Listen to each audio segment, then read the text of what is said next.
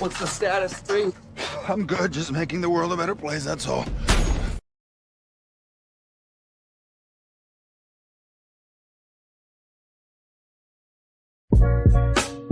I put my life on wax, coming through, gotta spit these facts. Talk shit, get your wig pushed back. Knock your brains out your snapback, boy, you ain't ready for that. Bow down and pray to your God, cause I'm bringing the bomb. Activate while I chill out a pond. Tell the government enough is enough. You ain't drafting us, got a gun and I'm calling you bluff. Detroit, this the place that I claim. Look what I became, revolutionary, spitting some flames. In the end, y'all remember the name, cause I showed y'all the game. Motherfuckers putting chips in your brains, and they still putting shit in your veins. This shit is insane. When we all gonna stand up and fight? Call the goons, they be ready tonight. Some is ready to snipe. Grab your guns and light up the night.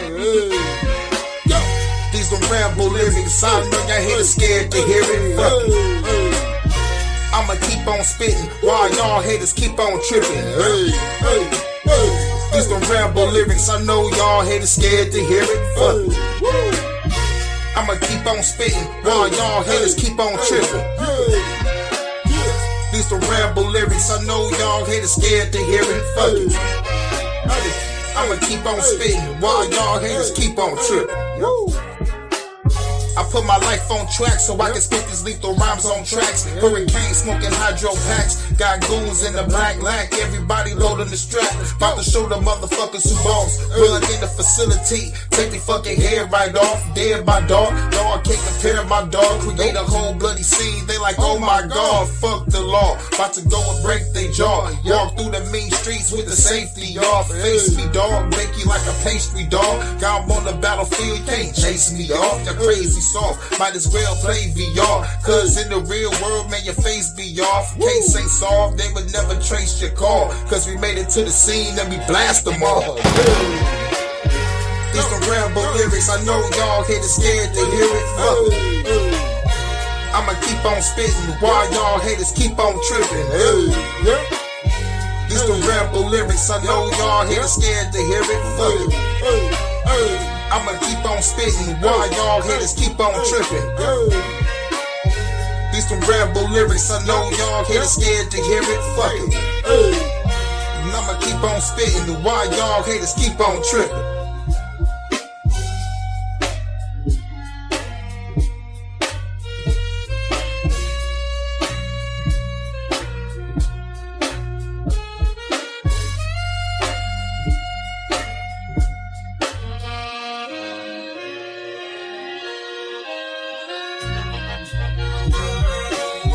These some ramble lyrics, I know y'all haters scared to hear it. Fuck it. I'ma keep on spitting while y'all haters keep on tripping. These some ramble lyrics, I know y'all haters scared to hear it. Fuck it. I'ma keep on spitting while y'all haters keep on tripping. These some ramble lyrics, I know y'all haters scared to hear it. Fuck it. I'ma keep on spitting while y'all haters keep on tripping. These some ramble lyrics, I know y'all haters scared to hear it. Fuck it. I'ma keep on spitting while y'all haters keep on tripping. The Bakushi is the master of illusion, and if everyone believes the illusion, it becomes reality. Bakushi thinks he's won the game, but he didn't count on a pinch hitter. All is continuous vibration, always in motion. Conductor of energy, a salt in the ocean. Serpent is the sine wave, polarities interwoven. A chemical sorcery, elixirs and potions. Resonant frequencies, molecular explosions. Your daily programs is heavy doses of hypnosis. People walk around blind even though their eyes are open. No time for ideological salesmen with biblical notions. That box in your room, televised lies through your vision. It doesn't matter your race, status, or religion. No longer have to beat you when your mind is locked in prison. That food is filled with toxins, is why you can't think clear. Illusion of choice is your option while keeping all in fear. Load up all your weaponry, the revolution is here. I said load up all your weaponry, the revolution is here. We ain't in the same place, or occupy the same space, so get the fuck out my face. In the instant, I changed the mission with photosynthesis. Witness the synthesis, ripping endless on instruments. Feel the frequency, energy off this Hennessy synergy. Literally, those that take us to infinity. Reading articles, all is horrible, calling audibles. I'm remarkable, I shot a fed at a carnival. Dust and particles, follicles gon' be everywhere. Heavy pair of some pistols, I shot them holding that teddy bear.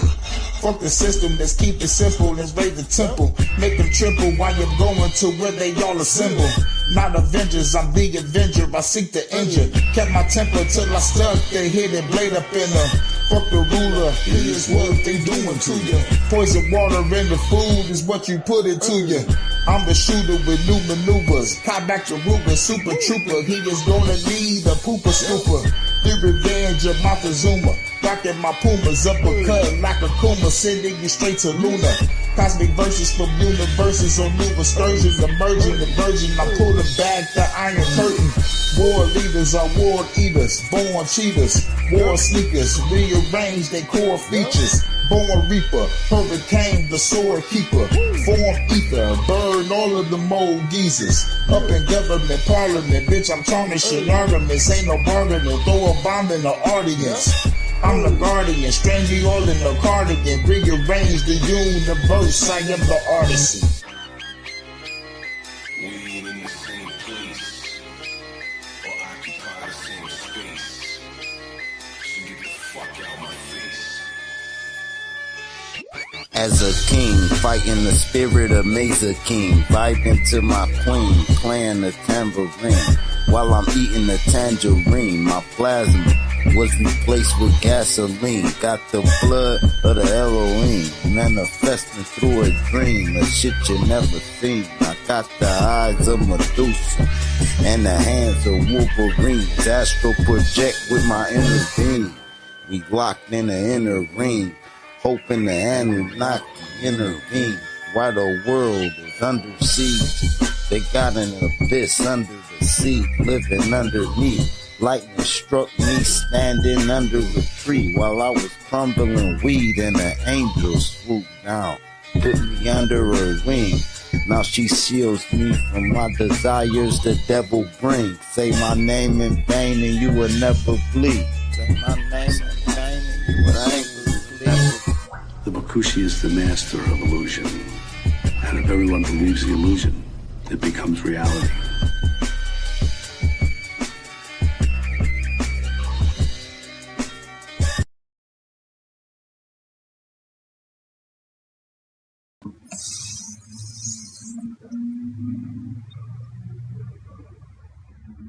Alright, hold up.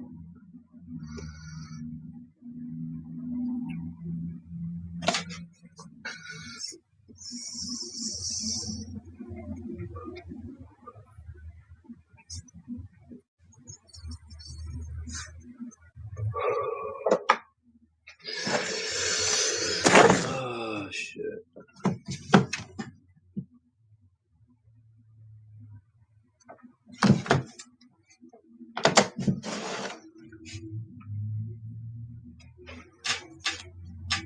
Alright.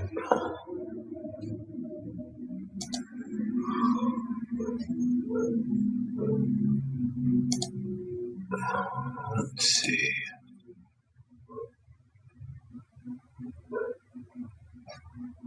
I forgot to check if people can hear me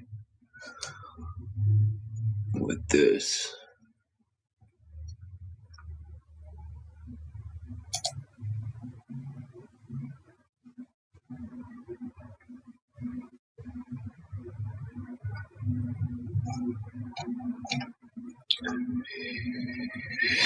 All right.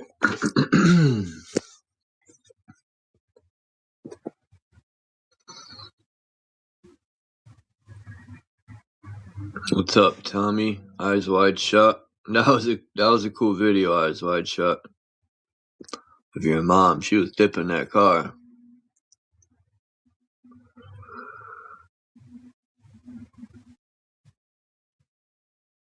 Damn it! I forgot to watch that other video again. Damn it.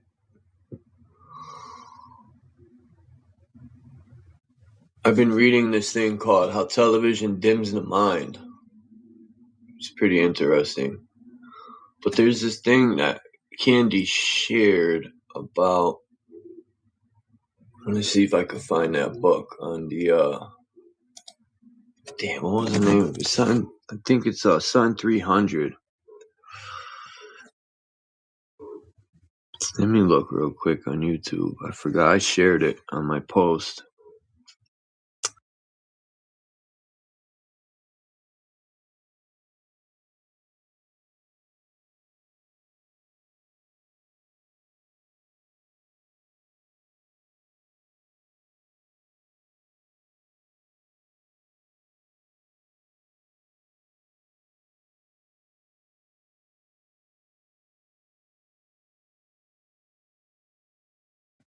That's what I want to see, the Committee of 300.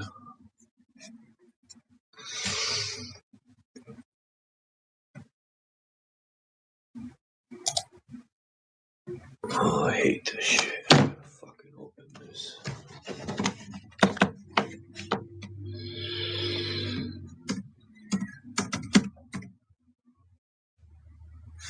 Oops.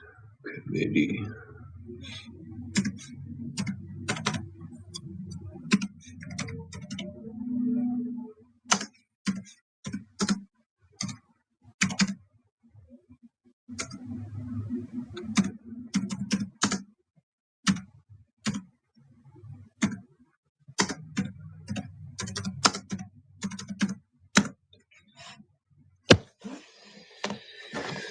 And it just sucks. You can't type. What's up, Scott Severini? Damn, for real?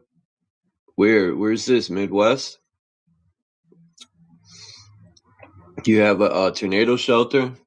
I've seen a few videos from a few weeks ago of tornadoes, and they seem to be getting much bigger and much more destructive since these towers went up.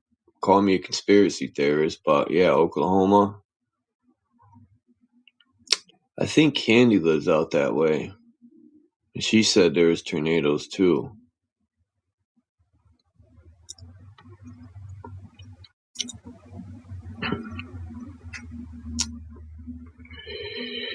Yeah, there's definitely. What's up, D. Allen Warren?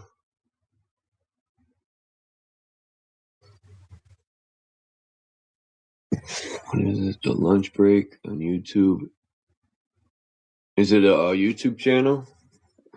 Let me see.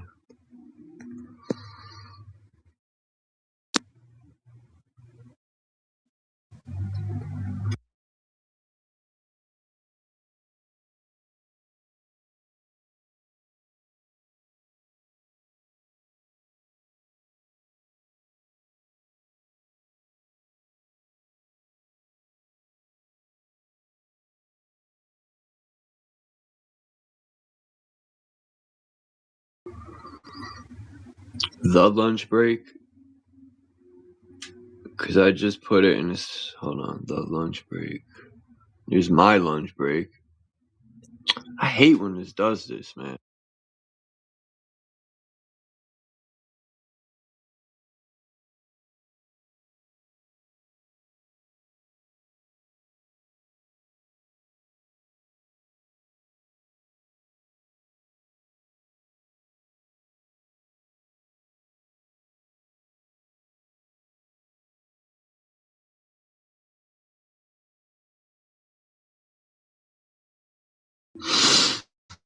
There's a YouTube channel called My Lunch Break. Yeah, I'm subbed to that one, yeah. Because I just looked. I think fucking Jay Heighten's on to something. I was standing in my kitchen, and this has only happened recently since this data center went up, and I'd be getting the most loudest rings in both my ears. I'd be getting dizzy. I'd be like, what the fuck? And the ringing so loud in my ears, too, at times. It's fucking crazy, man. I've never had anything like it. I don't know what it's from.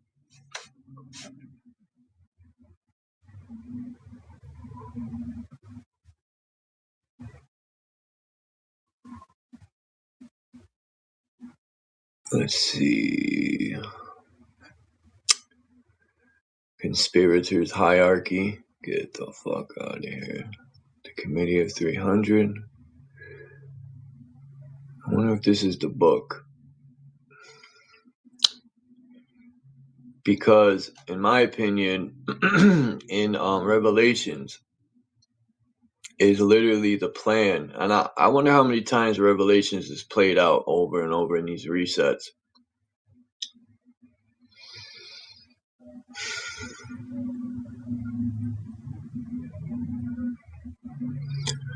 And these people go underground. They were showing Trump's what do they call that? The Beast.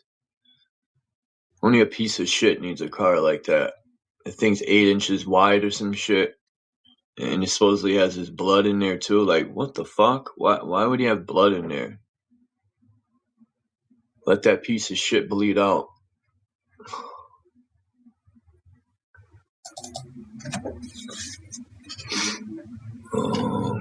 The story of the Committee of 300. I wonder if this is it.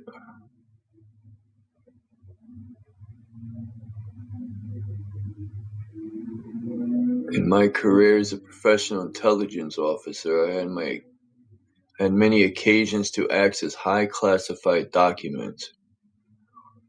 But during service as a political science officer, what the fuck is that? What's a political science officer?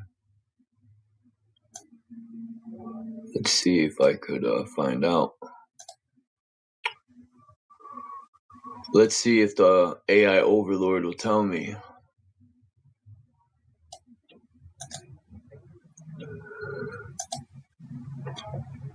Political science officer analyzes government policies, political trends, and international relations to provide strategic advice. They work in government NGOs or the private sector, often reporting on local events, managing stakeholder relationships, and managing political risks.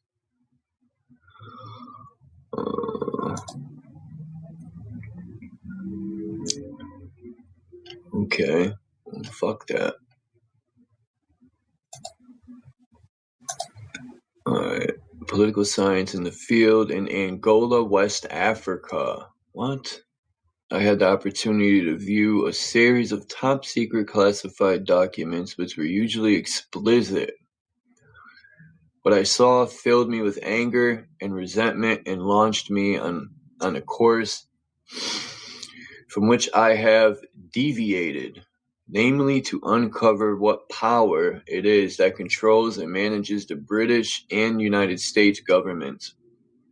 I was thoroughly familiar with all the well-known secret societies such as Royal Institute of International Affairs, the Council on Foreign Relations, the Bilderbergers, the Trilaterals, the Zionists, the Freemasonry. What's this? The Bolshevism, Rosicrucianism, and all of the spin-offs of these secret society scumbags. As an intelligence officer, and even before that as a young student in the course of my studies at the British Museum in London, I had cut my eye. What? I had cut my eye teeth on all of them, plus a good number of others with whom I imagine Americans were familiar. But when I came to the United States in 1969, I found that names like the Order of St. John of Jerusalem, Club of Rome, the German Marshall Fund, the Cini, I think the Cini Foundation, the Round Table, the Fabianists, the Venetian Black Nobility, the Mont Pelerin Society, Hellfire Clubs, and many others were at best totally unknown here, or else their true functions were at best but poorly understood, if at all.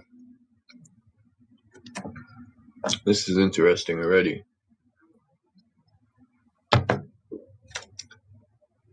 In 1969, 1970, I set about remedying the situation in a series of monographs and cassette tapes. Much to my surprise, I soon found plenty of people willing to quote these names as if they had known of them all of their writing careers, but who were not in the least bit knowledgeable about the subjects, yet quite unwilling to state the source of their lately acquired information. I consoled myself with the thought that imitation is the sincerest form of flattery. I pursued my investigations, pressing on in the face of severe risk, attacks on myself and my wife, financial losses, continual harassment, threats, and calumny. Calumny. I don't know what that is. Let's look it up. Calumny.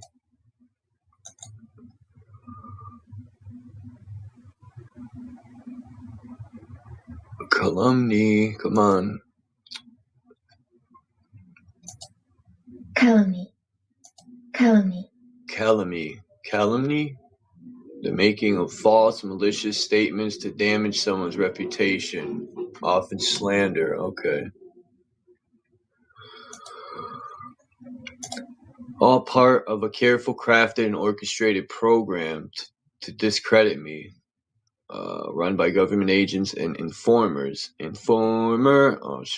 Embedded in the so-called Christian right wing, the identity movement, and right-wing patriotic groups. These agents operated and still operate under cover of strong and fearless outspoken oppositions to Judaism, their main enemy, they would have us believe. These agent informers are led and controlled by a group of homosexuals who are well liked and well respected by political and religious conservatives all across the United States. Their program of calumny, lies, and hatred, disinformation about my work, even lately attributing it to other writers, continues unabated, but it has not had the desired effect. I shall carry on my task until I finally ripped off the mask of the entire secret upper-level parallel government that runs Britain and the U.S. This book is part of that ongoing effort. Dr. John Coleman, 1991. So this book's old. He listed a few fucking secret organizations I never heard of. What was that? That Black Nobility one. I never heard of them, I don't think. Oh, let me close my door. Fucking outside noise. Alright, let me see. Do I want to read this? I don't want to skip. I ain't gonna read a lot. I just want to April 19th, 1981. Interesting. Huh. An overview and some case histories. Let's see how long this is. Alright, yeah, I guess I will. I seen the word plague in One World Government. Certainly a fair number of us are aware that people running our government are not the people who are really in control of political and economic matters, domestic and foreign. This has led many to seek the truth in the alternative press, those newsletter writers who, like me, have sought, but not always found, what it is that is making the United States terminally ill. Seek and ye shall find has not always been the case with this group. What we did find was that people walk in great darkness, mostly not caring or bothering to find out where their country is headed, firm in belief that it will always be there for them. This is the way the largest population group has been manipulated to react, and their attitude plays right into the hands of the secret government. We frequently hear about they doing this, that, or the other. They seem literally to be able to get away with murder. They increase taxes, send our sons and daughters to die in wars that do not benefit our country. They seem above or reach out of sight, frustratingly nebulous when it comes to taking action against them. No one seems able to identify who they are. It is a situation that has pertained for decades. During the course of this book, we shall identify the mysterious they. And then, after that, it is up to the people to remedy their situation. On April 19th, 1981, I wrote a monograph disclosing the existence of the Club of Rome, identifying it as a committee of 300 subversive. My fault, I read it wrong. Committee of 300 subversive body. This is what the first mention of both of these organizations in the United States. I warned readers not to be fooled by the feeling that the article was far-fetched, and I drew a parallel between my article and the warning issued by the Bavarian government when the secret plans of the Illuminati fell into its hands. We shall return to the Club of Rome and role of the Committee of 300 in the U.S. affairs later herein. Many of the predictions made in that 1981 article have since come to pass, such as the unknown Felipe González becoming Prime Minister of Spain, and Mitterrand being returned to the power of France, the downfall of Giscard d'Estaing, and Helmut Schmidt, the return to power of Swedish nobleman and Committee of 300 member Olof Palme, the nullifying of Reagan's presidency, and the destruction of our steel, auto, and housing industries in terms of the post-industrial zero-growth order handed down by the Committee of 300.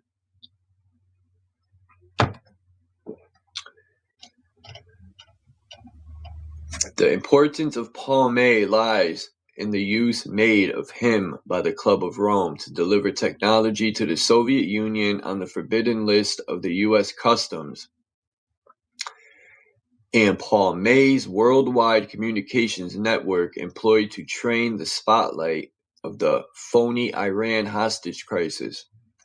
While he shuttled back and forth between Washington and Tehran in an effort to undermine the Soviet integrity of the U.S. and place the phony crisis in the realm of a Committee of 300 institution, viz. The World Court at The Hague, Holland, in what is in fact an open conspiracy against God and man, which includes enslaving the majority of humans left on this earth after wars, plagues, and mass murder have done with them, is not well hidden. In the Intelligence Committee, it is taught that the best way to hide something is to place it in open view. As an example of the foregoing, when Germany wanted to hide its prize new Messerschmitt,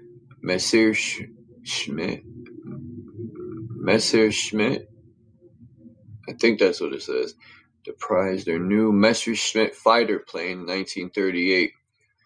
The aircraft was put on display at the Paris Air Show. while secret agents and spies were collecting information from hollow tree trunks and from behind loose bricks in the wall.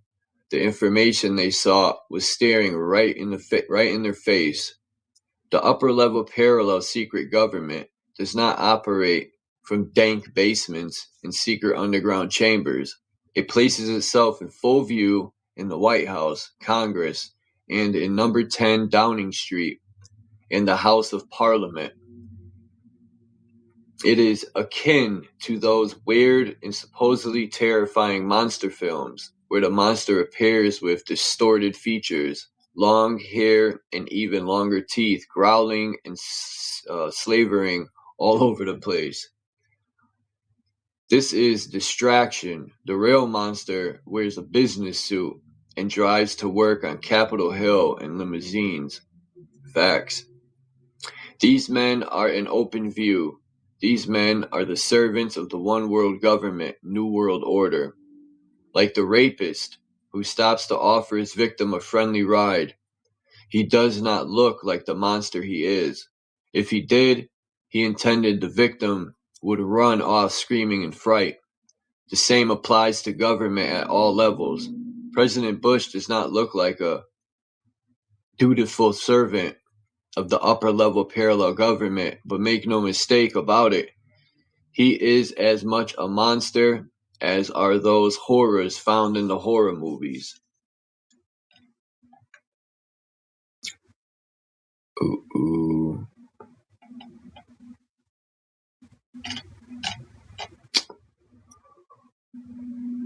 Come on, man. How did this happen? I barely even hit the dang thing.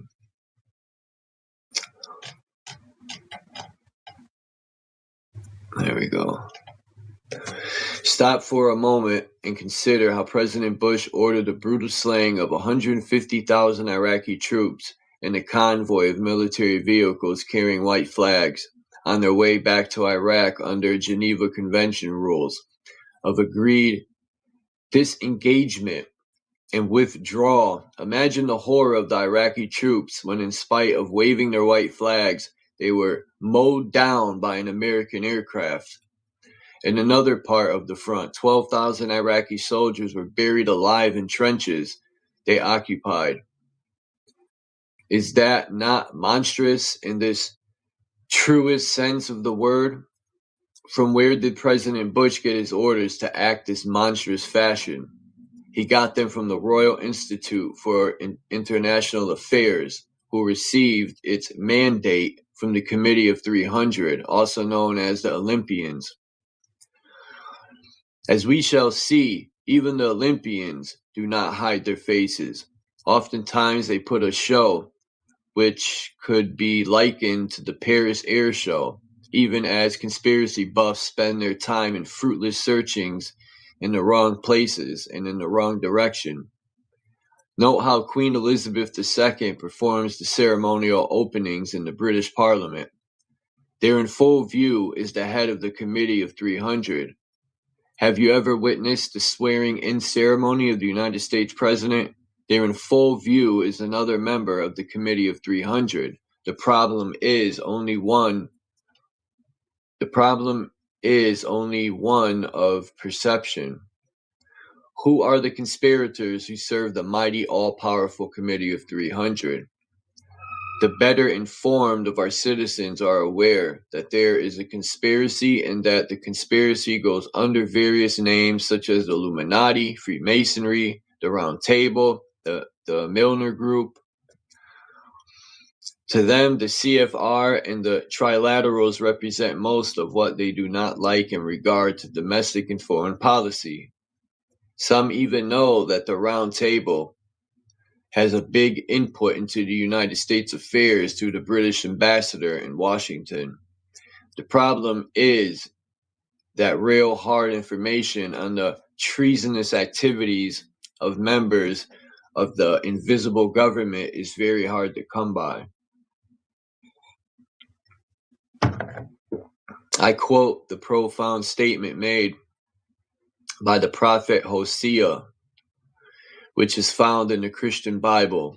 My people perish for lack of knowledge. Some say already have heard my expose of the foreign aid scandal, in which work I name several conspiratorial organizations whose number is legion. Their final objective was to overthrow the U.S. Constitution and the merging of this country chosen by God and his country with the godless one world, new world order government, which will return the world to conditions far worse than existed in the Dark Ages. Let us talk about actual case histories, the attempt to communize and deindustrialize Italy. The Committee of 300 long ago decreed that there shall be a smaller, much smaller, and better world. That is their idea of what constitutes a better world. The myriads of useless eaters consuming scarce natural resources were to be cold.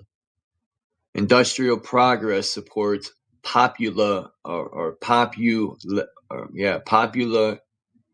the way they separated the word. Hold up. Population growth. But I don't know why they separated it like that. Population?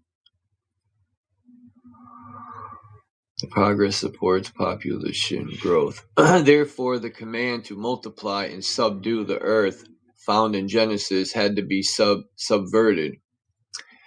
This called for an attack upon Christianity, the slow but sure disintegration of industrial nation states, the destruction of hundreds of millions of people, referred to by the Committee of 300 as surplus population, and the removal of any leader who dared to stand in the way of the committee's global planning to reach the foregoing objective. Two of the committee's earliest targets were Italy and Pakistan. The late Aldo Moro, Prime Minister of Italy, was one leader who opposed zero growth and population reductions planned for his country, thereby incurring the wrath of the Club of Rome, commissioned by the Olympians to carry out its policies. I wonder if that's why. Hold on, I'll get to this in a minute. Commissioned by the Olympians to carry out its policies in this regard in a Rome courtroom on November 10th, 1982. A close friend of Moro's testified that the former prime minister was threatened by an agent of the Royal Institute for International Affairs, who is also a Committee 300 member, while he was still the U.S. Secretary of State. The meteoric rise of the man, the witness named as Kissinger, will be dealt with later. I wonder if that's why today they're going after Iran and Russia, because they don't want to depopulate their people, maybe. And Russia outlawed GMOs and other stuff. I don't know. Whatever. It will be recalled that Prime Minister Moro was kidnapped by the Red Brigades in 1978 and subsequently brutally shot to death. It was the trial of members of the Red Brigades that several of them testified to the fact that they knew of high-level U.S. involvement in the plot to kill Moro. When threatening Moro, Kissinger was obviously not carrying out U.S. foreign policy, but rather acting according to instructions received from the Club of Rome, the foreign policy arm of the Committee of 300. The witness who delivered the bombshell in open court was a close associate of Moro's, Corrado Gorzoni. I think that's right. Corrado Gorzoni. His explosive testimony was broadcast over Italian television and radio on November 10th, 1982, and printed in several Italian newspapers, yet this vital information was suppressed in the U.S. Those famous bastions of freedom, with a compelling right to know. The Washington Post and the New York Times did not think it was important to even print a single line of Gorzoni's testimony. Nor was the news carried by any of the wire services or television stations.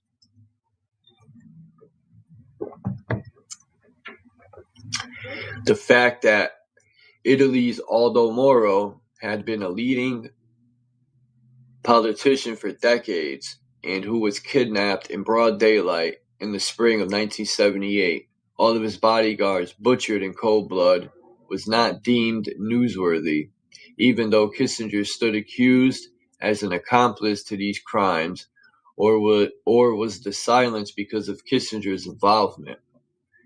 In my 1982 expose of this heinous crime, I demonstrated that Aldo Moro, a loyal member of the Christian Democrat Party, was murdered by assassins controlled by P2 Masonry, with the object of bringing Italy into line with the Club of Rome, orders to deindustrialize the country and considerably reduce its population. That's what they did to America. They deindustrialized us.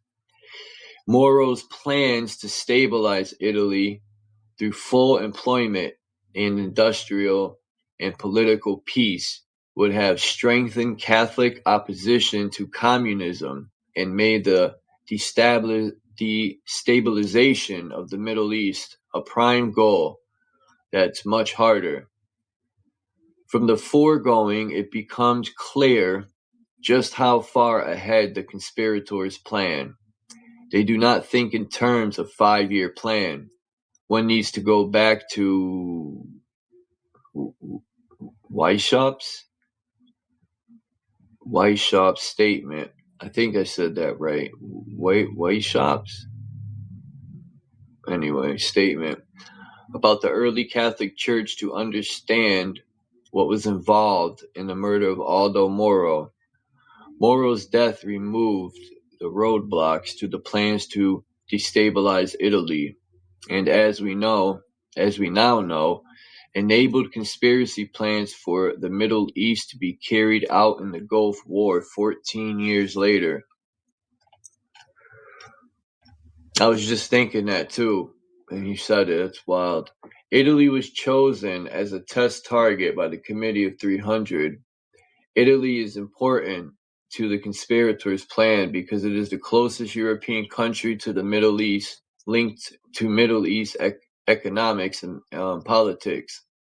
It is also the home of the Catholic Church, which Weishaupt ordered destroyed, and home for some of Europe's most powerful top oligarchical families of the ancient black nobility. Should Italy have been weakened by Moro's death, it would have had repercussions in the Middle East, which would have weakened U.S. influence in the region. Italy is important for other reasons. It is a gateway for drugs entering Europe from Iran to Lebanon, and we shall return to that subject in due course. Various groups had combined under the name of socialism to bring about the downfall of several Italian governments since the Club of Rome was established in 1968. Among these are black nobility of Venice and Genoa, P2 Masonry, and the Red Brigades, all working for the same goals. Police investigators in Rome working on the Red Brigades. Aldo Moro case came across the names of several very prominent Italian families working closely with this terrorist group. The police also discovered evidence that in at least a dozen cases, these powerful and prominent families had allowed their homes and or property to be used as safe houses for the Red Brigade cells. Damn. America's nobility were doing their share to destroy the Republic of Italy, a notable contribution having come from Richard Gardner, even while in his official capacity as President Carter's ambassador to Rome. At that time, Gardner was operating under the direct control of Bettino Craxi, an important member of the Club of Rome and a key man in NATO. Craxi was the leading edge of the conspirators' attempts to destroy the Italian Republic. As we shall see, Craxi was almost successful in ruining Italy, and as the conspirators' hierarchy's leading player, was able to get divorce and abortion pushed through the Italian parliament, resulting in the most far-reaching and destructive religious and social changes ever to strike at the Catholic Church, and consequently the morals of the Italian nation. After President Ronald Reagan was elected, an important meeting was held in Washington, D.C. in December of 1980 under the auspices of the Club of Rome and the Socialist Internationalist. Both these organizations are directly responsible to the Committee of 300. The main agenda was to formulate ways and means of how to neutralize the Reagan presidency. A group plan was adopted, and as we look back, it is perfectly clear that the plan the conspirators agreed to follow has been very successful. In order to get an idea of how vast and how all-pervasive is the conspiracy, it would be appropriate at this point to name the goals set by the Committee of 300 for the pending conquest and control of the world. There are at least 40 known branch offices of their Committee of 300, and we shall be listing them all, together with a description of their functions. Once this is studied, it becomes easy to understand how one central conspiratorial body is able to operate so successfully, and why it is that no power on earth can withstand their onslaught against the very foundations of a civilized, progressive world based on freedom of the individual, especially as it is declared in the United States Constitution. Thanks to the sworn testimony of Gorzoni, Italy and Europe, but not the U.S., learned that Kissinger was behind the death of Aldo Moro. This tragic affair demonstrates the ability of the Committee of 300 to impose its will upon any government without exception. Secure in his position as a member of the most powerful secret society in the world, and I am not talking about Freemasonry, Kissinger not only terrified Moro, but carried through on his threats to eliminate Moro if he did not give up his plan to bring economic and industrial progress to Italy. In June and July of 1982, the wife of Aldo Moro testified in open court that her husband's murder came about as a result of serious threats against his life, made by what she called a high-ranking United States political figure. Miss Eleonora Moro repeated the precise phrase reportedly used by Kissinger in the sworn testimony of Gorzoni: "Either you stop your political line or you will pay dearly for it," recalled the judge. Gorzoni was asked if he could identify the person Miss Moro was talking about. Gorzoni replied that it was indeed Henry Kissinger, as he had previously intimated. Gorzoni went on to explain to the court that Kissinger...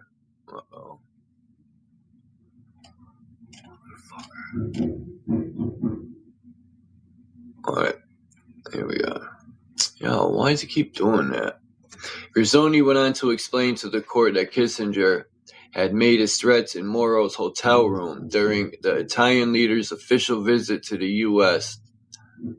Moro, then Prime Minister and Foreign Minister of Italy, a NATO member country, was a man of high rank, one who should never have been subjected to mafia-like pressures and threats. Moro was accompanied on his American visit by the President of Italy in his official capacity. Kissinger was then and still is an important agent in the service of the Royal Institute for International Affairs, a member of the Club of Rome and the Council on Foreign Relations. Kissinger's role in destabilizing the United States by means of 3 wars, the Middle East, Korea, and Vietnam, is well known, as his role in the Gulf War, in which the U.S. Army acted as mercenaries for the Committee of 300 in bringing Kuwait back under its control, and at the same time making an example out of Iraq, so that other small nations would not be tempted to work out their own destiny. Kissinger also threatened the late Ali Bhutto, president of the sovereign nation of Pakistan. Bhutto's crime was that he favored nuclear weapons for his country. As a Muslim, it says Muslim. As a Muslim state, Pakistan felt threatened by continued Israeli aggression in the Middle East. Bhutto was judicially murdered in 1979 by the Council on Foreign Relations. Representative in the country, General Zia, or I think it's Zia ul Haq. What? It's another language. Hold up. I wonder if it could be. Anyway, yeah, it's Zia ul Haq, something like that. HAQ. I don't know. Heck, HAQ. Haq. In his planned ascent to power, ul Haq encouraged a frenzied mob to set fire to the U.S. Embassy in Islamabad in an apparent attempt to show the CFR that he was his own man and no secure more foreign aid, and it was later learned to murder Richard Helms several years later. Ul Haq paid with his life for intervening in the war raging in Afghanistan. His C-130 Hercules aircraft was hit by an ELF, electronic frequency, shot shortly after it took off, causing the aircraft to loop into the ground. The Club of Rome, acting on Committee of 300 orders to eliminate General ul Haq, had no communication and wait.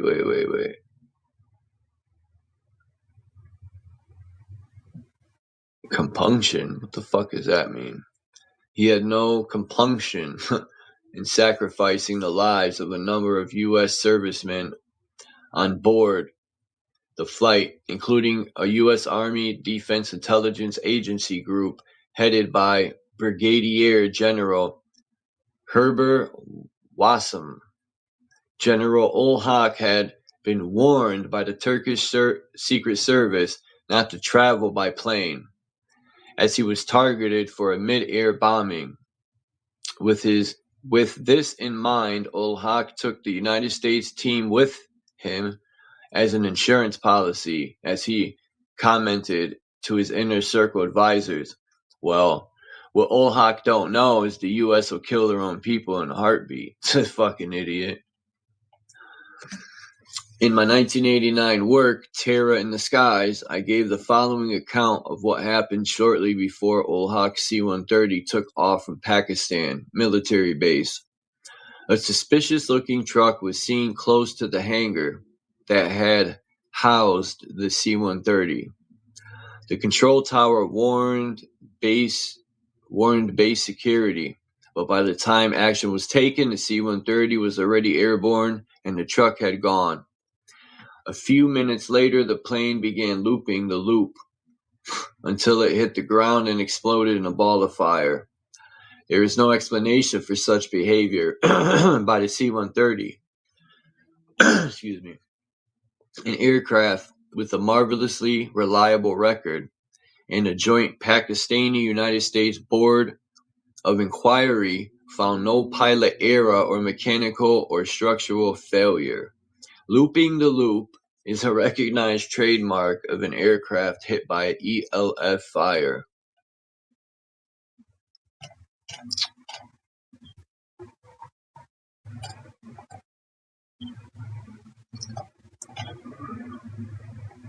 The Soviet Union has been able to develop high-peak radio frequency devices. It's known to the West through the work of Soviet scientists who work in the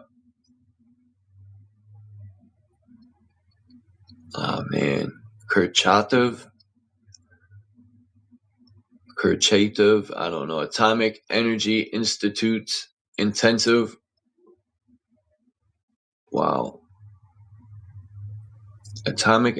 Institute's intensive relativistic electron beam division. Damn. Two of its specialists were Y.A. Vinogrove and A.A. Rukadze. I don't know. This is another language. Let's see if this could get pronounced. I'm curious. The fuck is this? Rukadze. Oh, Iraqi Rukadze. Anyway, fuck it. Both scientists worked in the Ledev Physics Institute, which specializes in electronic and X-ray lasers. After receiving this information, I searched for confirmation from other sources and found that in England, the International Journal of Electronics had published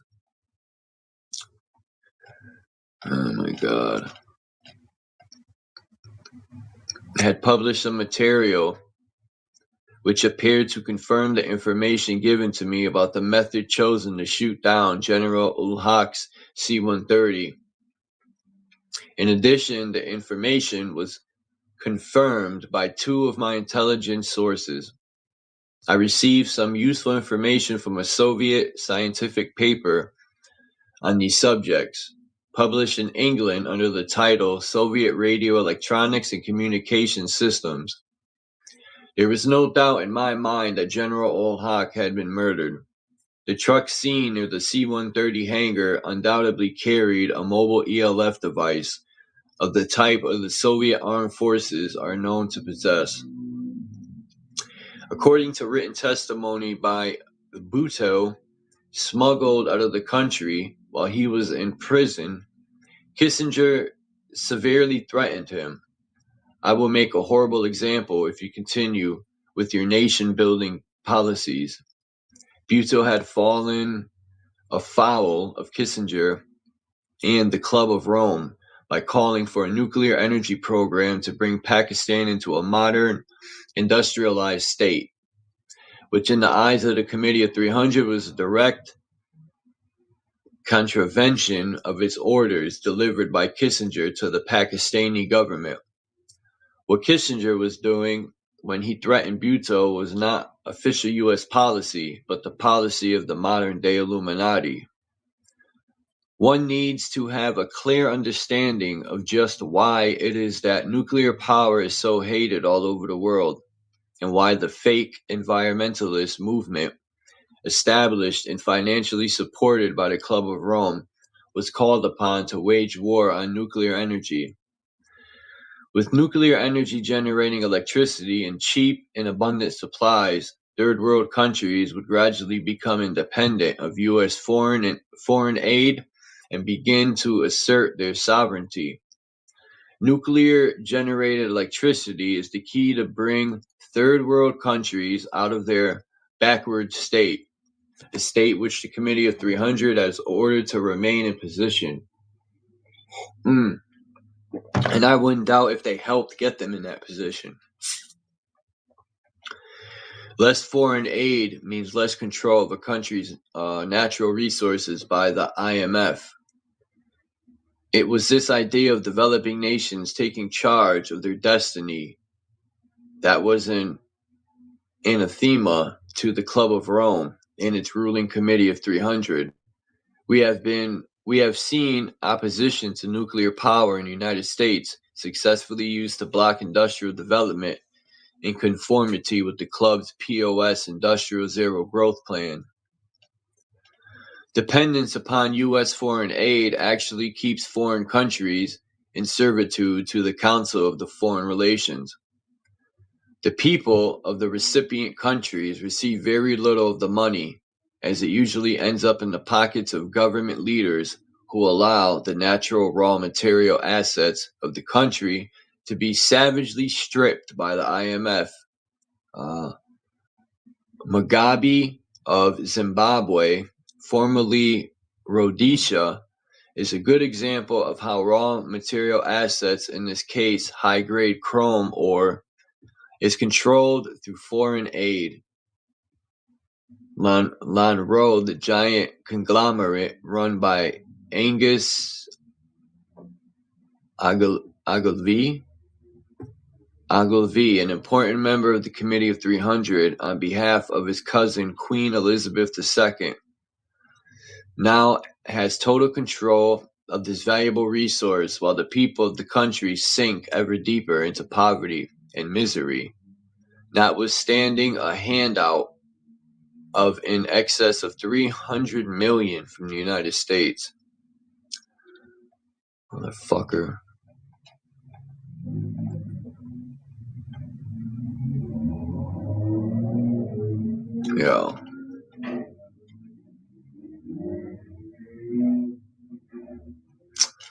Yo, this thing's pissing me off, yo. Every time I scroll down, they're like, oh, here we go.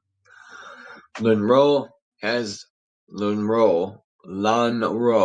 now has a monopoly of Rhodesian chrome and charges any price it likes, whereas under the Smith government, this was not allowed. A reasonable price level was maintained for 25 years prior to the Mugabe regime taking over. While there were problems during the 14-year rule of Ian Smith, since his departure, unemployment has quadrupled and Zimbabwe is in a state of chaos and de facto bankruptcy. Mugabe received enough foreign aid from the U.S. in the region of $300 million per annum to enable him to build 3 hotels on the French Côte d'Azur, Cap Ferrat, and Monte Carlo, while his citizens grapple with disease, unemployment, and malnutrition, not to mention an iron-fisted dictatorship that allows no complaints. Contrast this with the Smith government, which never asked for nor received 1 red cent in aiding the United States. Thus, it is clear that foreign aid is a powerful means of exercising control of the countries, such as Zimbabwe and indeed all African countries. This is fucking fucked up. It also keeps U.S. citizens in a state of involuntary servitude and therefore less able to mount meaningful opposition to government. David Rockefeller knew what he was doing when his foreign aid bill became law in 1946. It has since then become one of the most hated laws on the statute books following public exposure of what it is, a racket run by government and paid for by we the people. How can the conspirators maintain their grip upon the world, and more especially their chokehold over the U.S. and Britain? One of the most asked questions is, how can any single entity know at all times what is going on, and how is control exercised? This book will attempt to answer these and other questions. The only way we can come to grips with this reality of the conspirator's success is by mentioning and discussing the secret societies, front organizations, government agencies, banks, insurance companies, international businesses, the petroleum industry, and the hundreds of thousands of entities and foundations whose leading lights make up the membership committee of 300, the ultimate controlling body that runs the world, and has done so for at least 100 years. Since there already are scores of books on the Council of Foreign Relations and the Trilaterals, we shall go directly to the Club of Rome and the German Marshall Fund. When I introduced these organizations to the United States, few, if any, had heard of them. My first work, The Club of Rome, published in 1983, attracted almost no attention. Many uninitiated people thought the Club of Rome was something to do with the Catholic Church, and that the German Marshall Fund referred to the Marshall Plan. This is precisely why the committee chose these names, to confuse and to deflect attention away from what was happening. What is this, a main strip for bikes? Not that the U.S. government didn't know, but as it was part of the conspiracy, it helped to keep the lid on the information rather than let the truth be known. A few years after I published my work, a few writers saw in it a wealth of hitherto untapped information and began writing and talking about it as though they had always had full knowledge of it. It came as a revelation to them that the Club of Rome and its financiers, under the title of the German Marshall Fund, were two highly organized conspiratorial bodies operating under the cover of the North Atlantic Treaty Organization, NATO, and that the majority of the Club of Rome executives were drawn from NATO. The Club of Rome formulated all what NATO claimed as its policies and through the activities of the Committee of 300. Member Lord Carrington was able to split NATO into two factions, a political left-wing power group and its former military alliance. The Club of Rome is still one of the most important foreign policy arms of the Committee of 300, the other being the Bilderbergers. It was put together in 1968 from a hardcore members of the original Morgenthau group on the basis of a telephone call made by the late Aurelio Pesci for a new and urgent drive to speed up the plans of the One World Government, now called the New World Order. Although I prefer the former name, it is certainly a better job description than the New World Order, which is somewhat confusing as there have been several New World Orders before, but no one world government. Pesci's call was answered by the most subversive future planners drawn from the United States, France, Sweden, Britain, Switzerland, and Japan that could be mustered during the period 1968 to 1972. The Club of Rome became a cohesive entity of new scientists, globalists, future planners, and internationalists of every stripe. As one delegate put, we became Joseph's coat of many colors. Pesci's book, Human Quality, formed the basis of the doctrine adopted by NATO's political wing. The following is extracted from Dr. Pesci's book, Human Quality.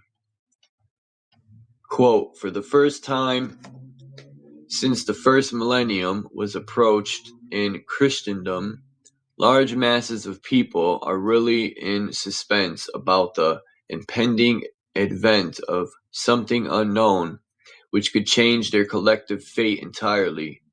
Man does not know how to be a truly modern man. Man invented the story of the bad dragon, but if ever there was a bad dragon, it is man himself. Here we have the human paradox, man trapped by his extraordinary capacity and achievements, as in a quicksand. The more he uses his power, the more he needs it. We must never tire of repeating how foolish it is to equate the present profound pathological state and maladjustment of the entire human system to any cyclic crisis or passing circumstances. Since man has opened Paradox's box of new technologies, he has suffered uncontrolled human proliferation, the mania for growth, energy crisis, actual or potential resource scarcities, degradation of environment, nuclear folly, and a host of related afflictions.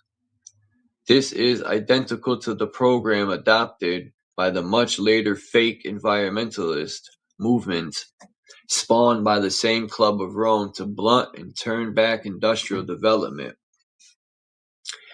Broadly, the anticipated counter-program of the Club of Rome would cover inventing and disseminating post-industrialization ideas in the United States, coupled with the spread of counterculture movements such as drugs, rock, sex,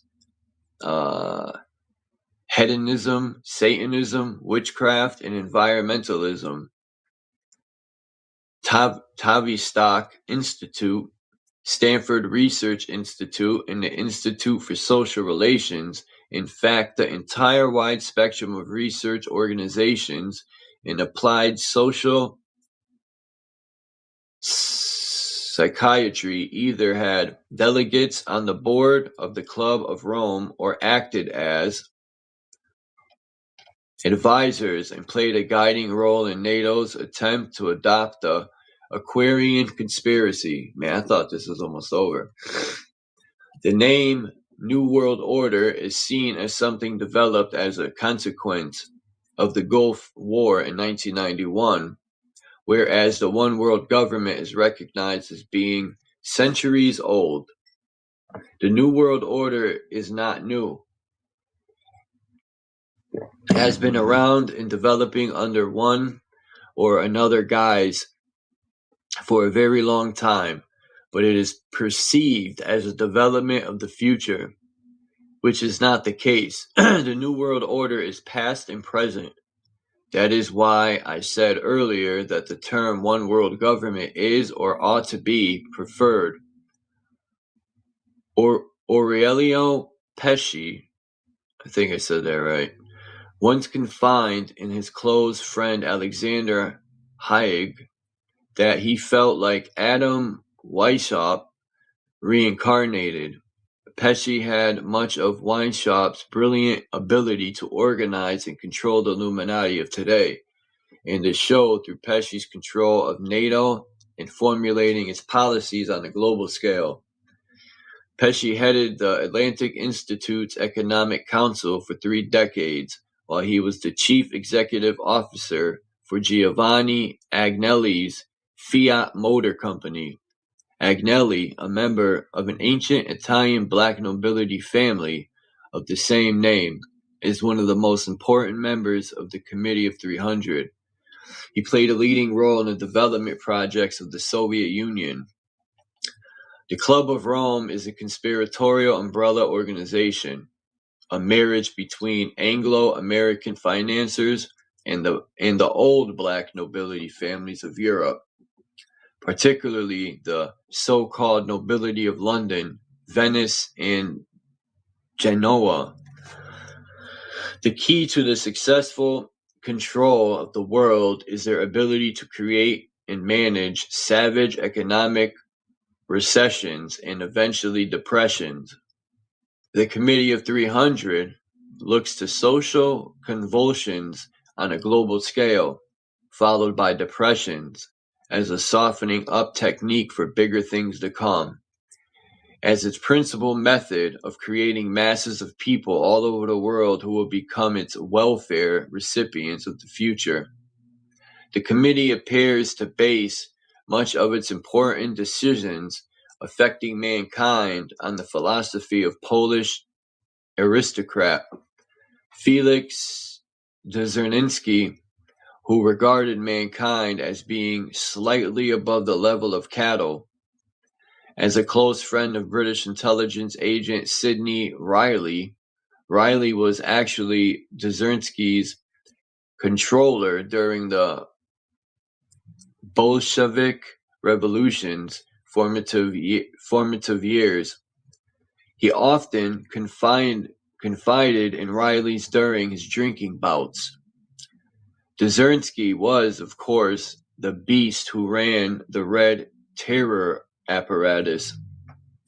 He once told Riley while the two were on a drinking binge that man is of no importance. Look at what happens when you starve him. He begins to eat his dead companions to stay alive. Man is only interested in his own survival. That is all that counts. All the Spinoza stuff is a lot of rubbish.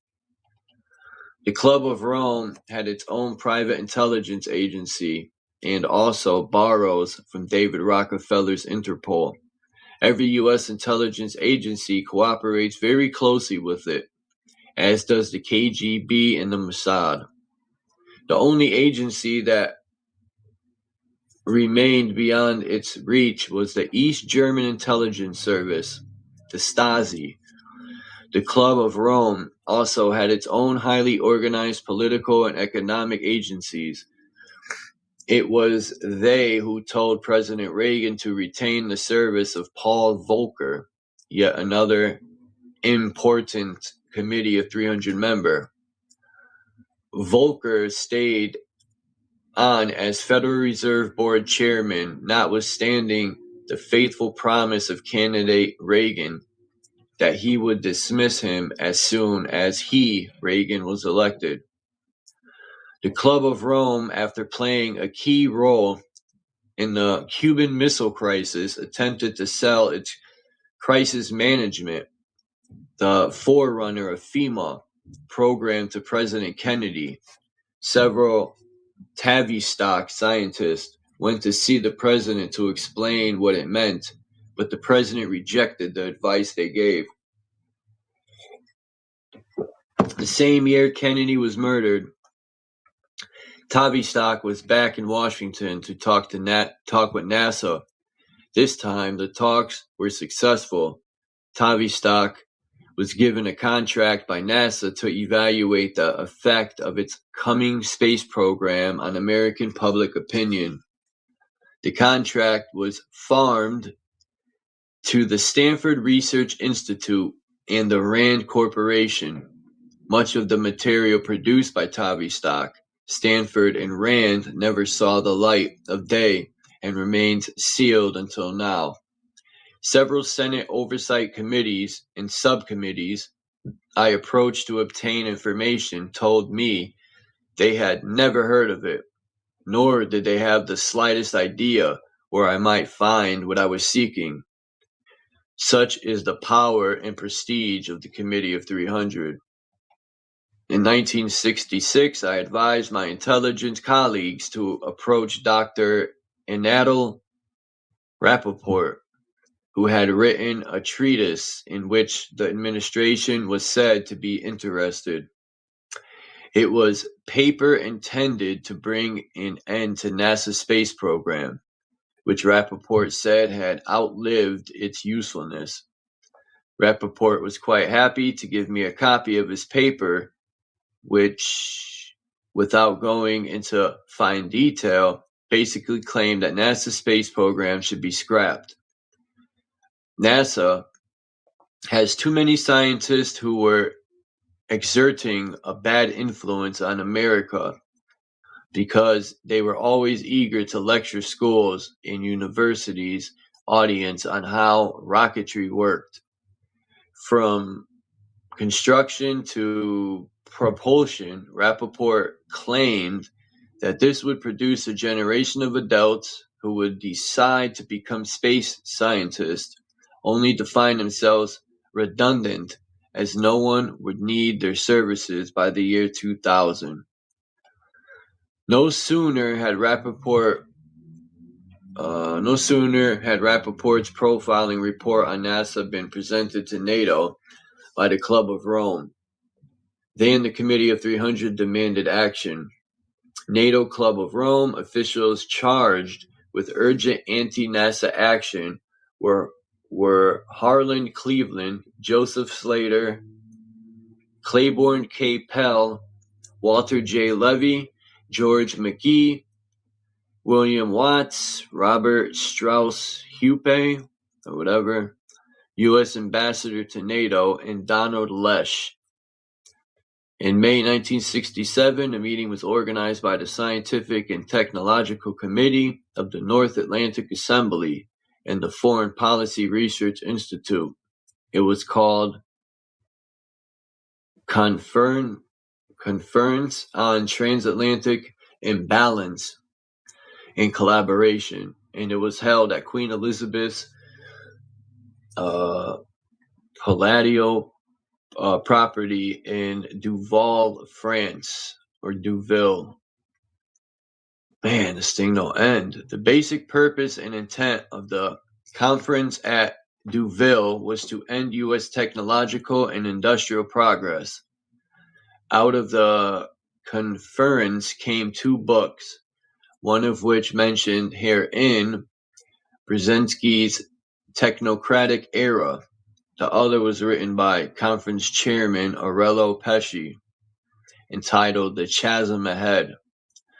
Pesce largely agreed with Brzezinski, but added that the world would be chaos in a future world not ruled by a one-world government. In this regard, Pesce insisted that the Soviet Union must be offered a convergence with NATO, such a convergence ending in an equal partnership in a new world order with the United States. Both nations could be responsible for future crisis management and global planning. The first Club of Rome's global planning contract went to the Massachusetts Institute of Technology, MIT, one of the premier committees of 300's research institutes. J. Forrester and Dennis Meadows were placed in charge of the project. I don't think this guy believes in chapters. What was their report all about? It did not differ fundamentally from what Malthus and von Hayek preached, namely the old question of not enough natural resources to go around. The Forrester-Meadows report was a complete fraud. What it did not say was that man's proven inventive genius would in all likelihood work its way around shortages. Fusion energy, the deadly enemy of the Committee of 300, could be applied to creating natural resources. A fusion torch could produce from 1 square mile of ordinary rock enough aluminum, for example, to fill our needs for 4 years. Pesce never tired of preaching against the nation state and how destructive they are for the progress of mankind. He called for collective responsibility. Nationalism was a cancer on man, was the theme of several important speeches delivered by Pesce. His close friend Irvin Laszlo produced a work in 1977 in a similar vein, which was called Goals of Mankind, a landmark study for the Club of Rome. The entire position paper was a vitriolic attack on industrial expansion and urban growth. Throughout these years, Kissinger, as the designated contract man, kept in close touch with Moscow on behalf of the RIIA. Global modeling papers were regularly shared with Kissinger's friends in the Kremlin. With regard to the Third World, the Club of Rome's Harlan Cleveland prepared a report, which was the height of cynicism. At the time, Cleveland was United States ambassador to NATO. Essentially, the paper said it would be up to third world nations to decide among themselves which population should be eliminated. As Pesce later wrote, based on the Cleveland report, damaged by conflicting policies of three major countries in blocs, roughly patched up here and there, the existing international economic order is visibly coming apart at the seams. The prospect of the necessity of the recourse to triage, deciding who must be saved, is a very grim one indeed. But if lamentably events should come to such a pass, the right to make such decisions cannot be left to just a few nations, because it would lend themselves to omnious powers over life of the world's hungry.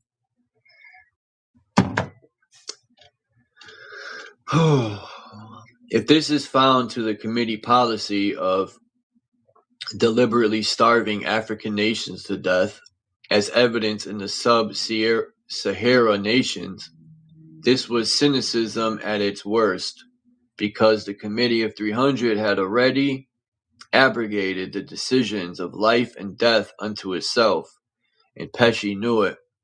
He had previously so indicated in his book Limits of Growth.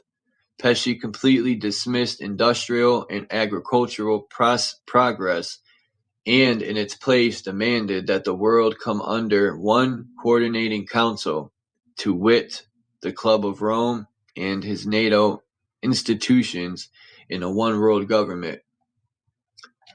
Holy smokes. Natural resources would, let me see how much longer this is. This is crazy, man. Like, I don't think this dude knows what chapters are. How long have I been reading? Holy smokes. How many more pages? I don't think this book has chapters. Holy shit. Oh my god, y'all. There's 7 more pages. 8. 9. Yo, this book don't have chapters. There's no way.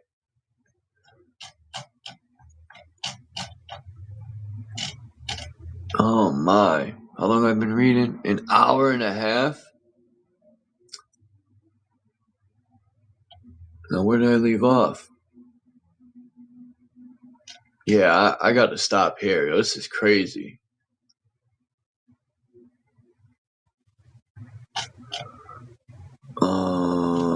I left off.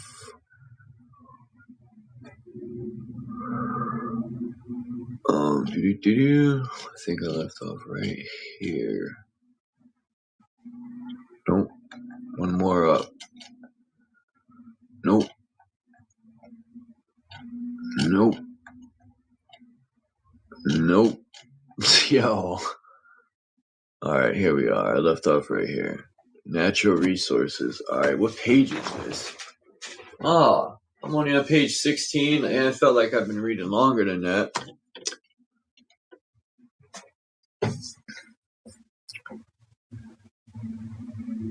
You guys getting bored? Or you want me to keep going?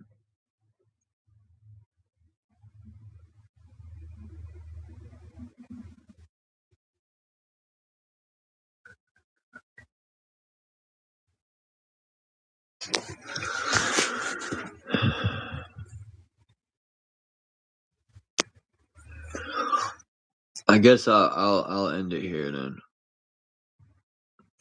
The reading, I mean.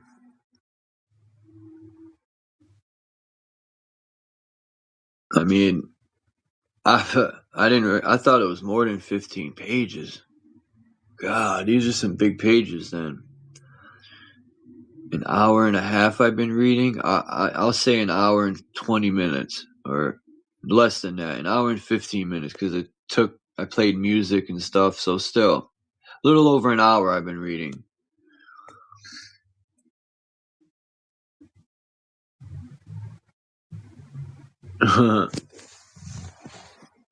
Keep going? Alright.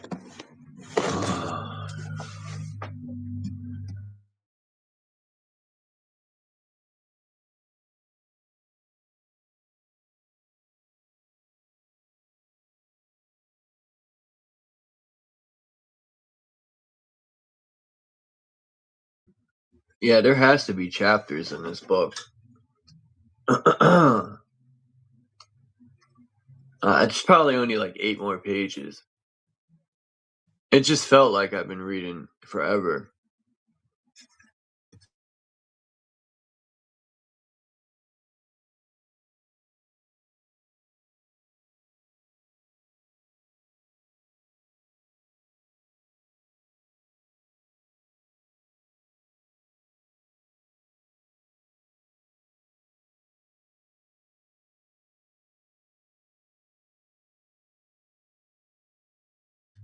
Alright.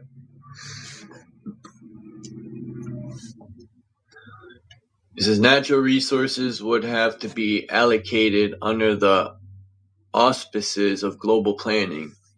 Nation states could either accept Club of Rome domination or else survive by the law of the jungle and fight to survive. In its first test case, Meadows and Forrester planned the 1973 Arab-Israeli War on behalf of the RIIA to sharply bring home to the world that natural resources like petroleum would in the future come under global planners' control, meaning, of course, under the control of the Committee of 300. Tavistock Institute called for conciliation with Pesce, to which McGeorge Bundy, Homer Perlmutter, and Dr. Alexander King were invited. From London, Pesce traveled to the White House, where he met with the president and his cabinet, followed by a visit to the State Department, where he conferred with the Secretary of State, the State Department's Intelligence Service, and the State Policy Planning Council. Thus, from the very beginning, the United States government was fully aware of the Committee of 300's plan for this country. That should answer the often asked question, why would our government allow the Club of Rome to operate in a subversive manner in the United States? Wagler's economic and monetary policies were a reflection of those of Sir Geoffrey Howe, Chancellor of the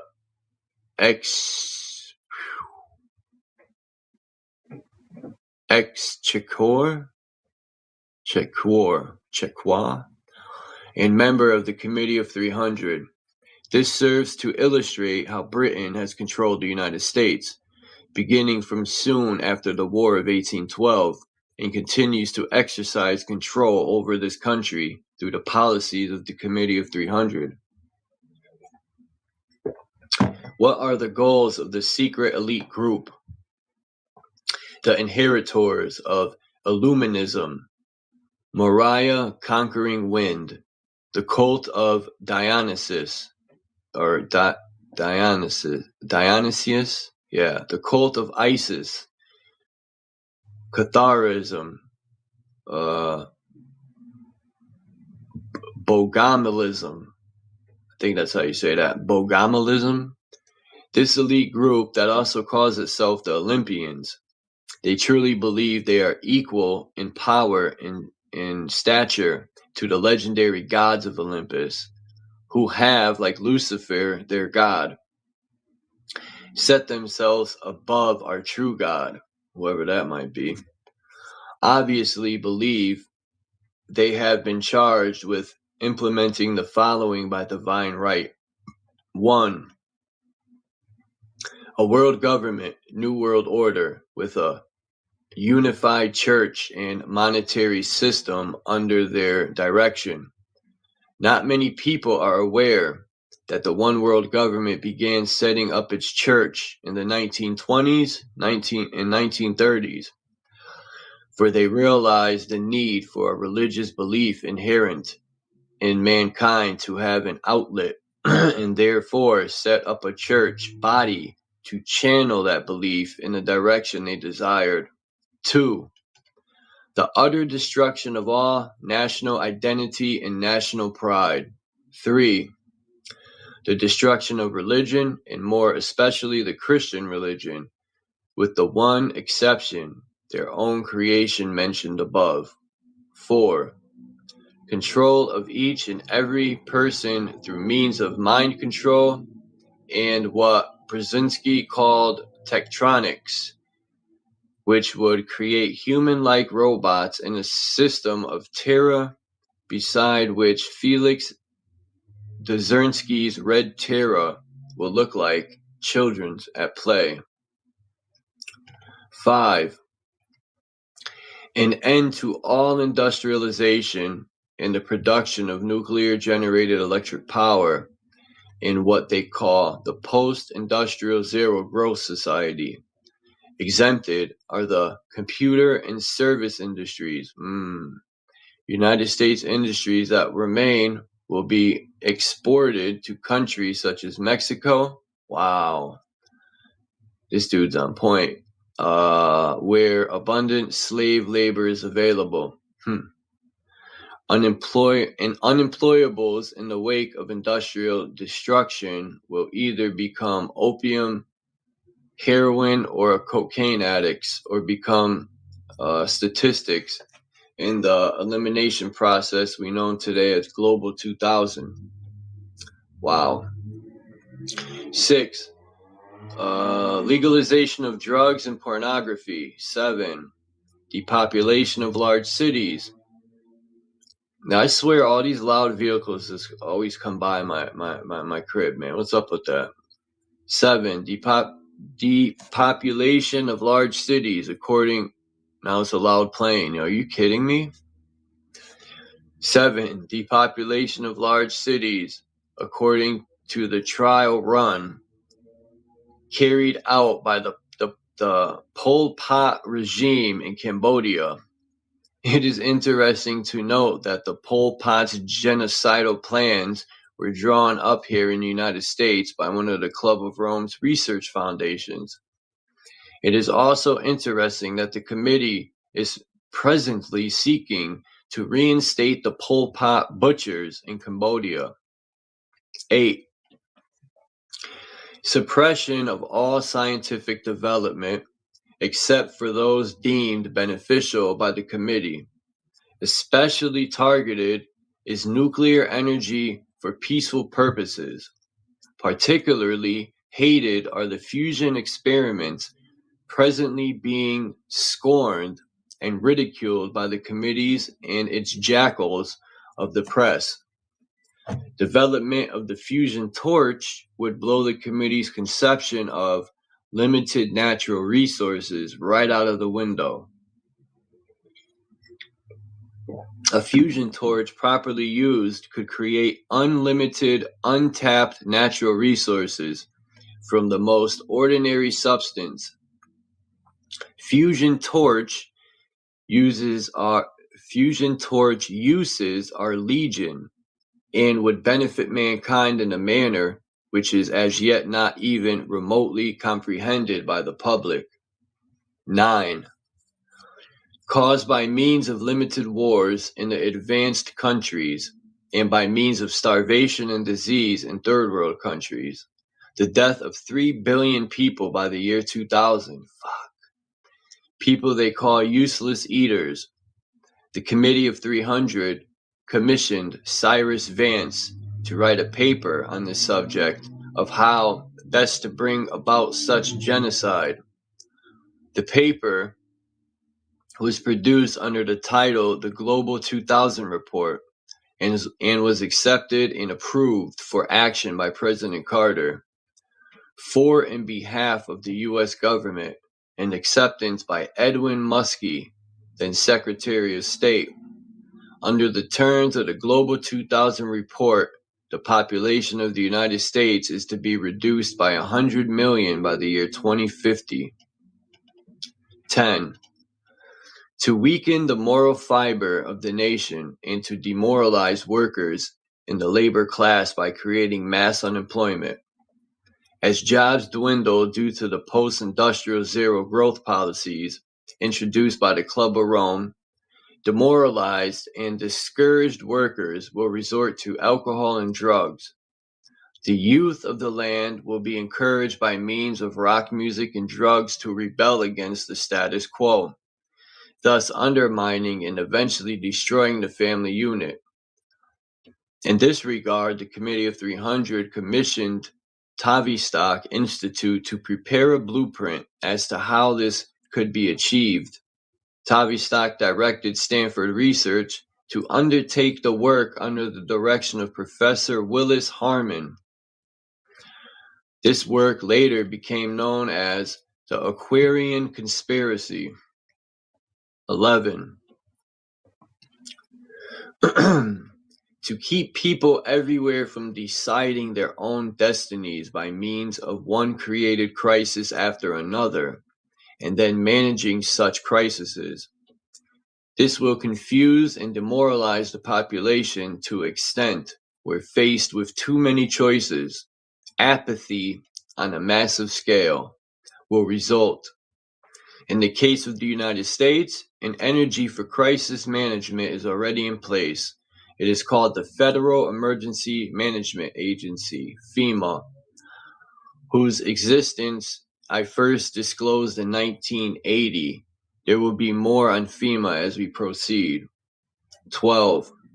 To introduce new cults and continue to boost those already functioning, which include rock music, gangsters such as the filthy, degenerate Mick Jagger's Rolling Stones, a gangster group much favored by European black nobility, and all of the Tavistock created rock groups which began with the Beatles to continue to build up the cult of Christian fundamentalism begun by the British East India Company's servant, Darby, which will be misused to strengthen the Zionist state of Israel through identifying with the Jews through the myth of God's chosen people, and by donating very substantial amounts of money to what they mistakenly believe is a religious cause in the furtherance of Christianity. Shit, what happened to 13? Don't tell me it's a cat. It's one of them people. He went from 12 to 14. 14. To press the spread of religious cults such as the Muslim Brotherhood, or is Muslim? Yeah, it's Muslim Brotherhood. Muslim fundamentalism, the Sikhs. I think that's how you say that. SIKHS. Sikhs. And to carry out experiments of the Jim Jones and the Son of Sam type murders.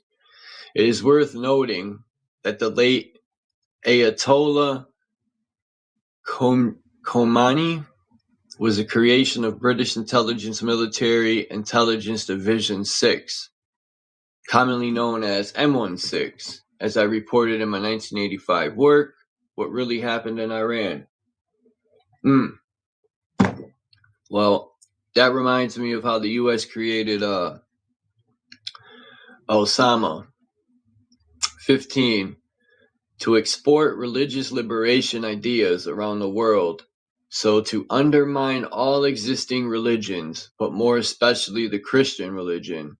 This began with Jesuit liberation theology, which brought about the downfall of the Somoza family rule in Nicaragua, and which is today destroying El Salvador.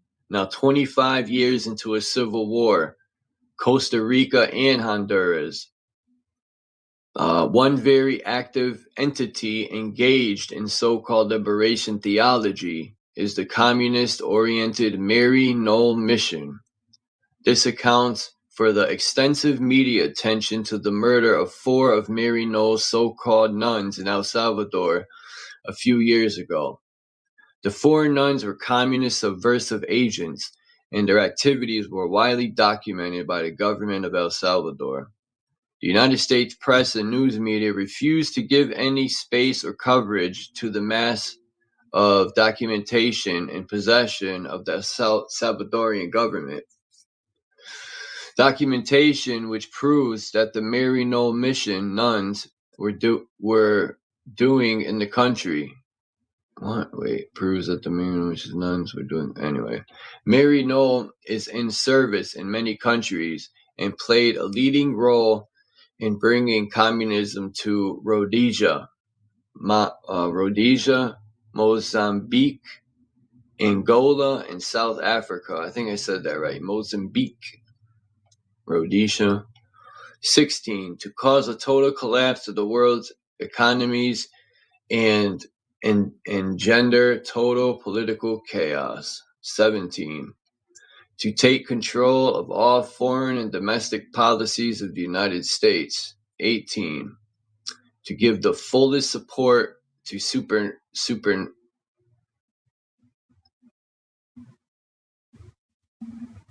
I thought it was supernatural. To give the fullest support to the supranational institutions such as the United Nations, the International Monetary Fund, the Bank of International Settlements, the World Court, and, as far as possible, make local institutions of lesser effect by gradually phasing them out or bringing them under the mantle of the United Nations. Oof. Oh boy. 19. Penetrate and subvert all governments and work from within them to destroy the sovereign integrity of nations represented by them. 20. Organize a worldwide terrorist apparatus in Nagadi? I don't know what the Nagadi is, but organize a worldwide terrorist apparatus in Nagadi. Oh, see, they always put these lines. It's negotiate. Organize a worldwide terrorist apparatus and negotiate with terrorists whenever terrorist activities take place. Yeah, they fund both sides. It's a joke. It will be recalled that it was Bettino Craxi who persuaded the Italian and U.S. governments to negotiate with the Red Brigade's kidnappers of Prime Minister Moro and General Dozier. As an aside, General Dozier is under orders not to talk about what happened to him. Should he break that silence? Yeah. He will no doubt be made a horrible example of in the manner of which Kissinger dealt with Aldo Moro, Ali Bhutto, and General Zia-ul-Haq. 21. Take control of education in America with the internet. Take control of education in America with intent and purpose of utterly and completely destroying it. Much of these goals, which I first enumerated in 1969, have since been achieved or are well on their way to being achieved.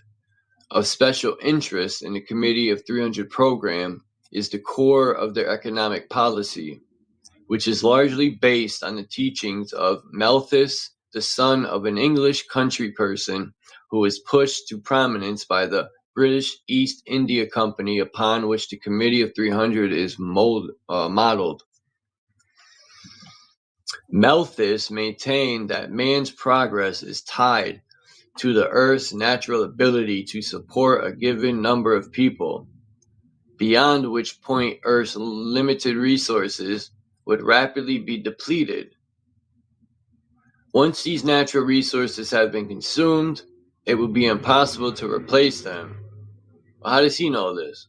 Hence, Malthus observed it is necessary to limit populations within the boundaries of decreasing natural resources. It goes without saying that the elite will not allow themselves to be threatened by a burgeoning population of useless eaters. Hence, culling must be practiced. As I have previously stated, culling is going on today using the methods mandated in the Global 200 report. All economic plans of the committee meet at the crossroads of Malthus and Friedrich von Hayek, another doom and gloom economist, who is sponsored by the Club of Rome. The Austrian-born von Hayek has long been under the control of David Rockefeller, and von Hayek theories are fairly widely accepted in the United States. According to von Hayek, the United States economic platform must be based on A, urban black markets, B, small Hong Kong type industries utilizing sweatshop labor, C, the tourist trade, D, free enterprise zones where speculators can operate unhindered and where the drug trade can flourish, and E, end of all industrial activity, and F, close down all nuclear energy plants.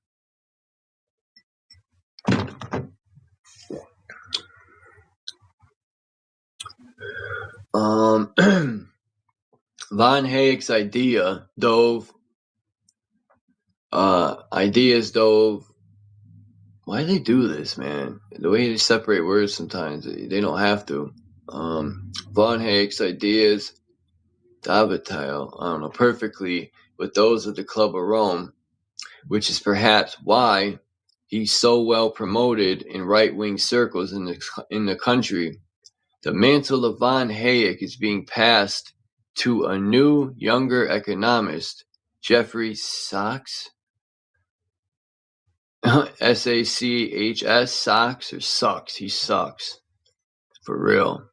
Who was sent to Poland to take up where von Hayek left off. It would be recalled that the Club of Rome organized the Polish economic crisis, which led to a political destabilization of the country. The exact same economic planning, as one dare to call it, will be forced upon Russia.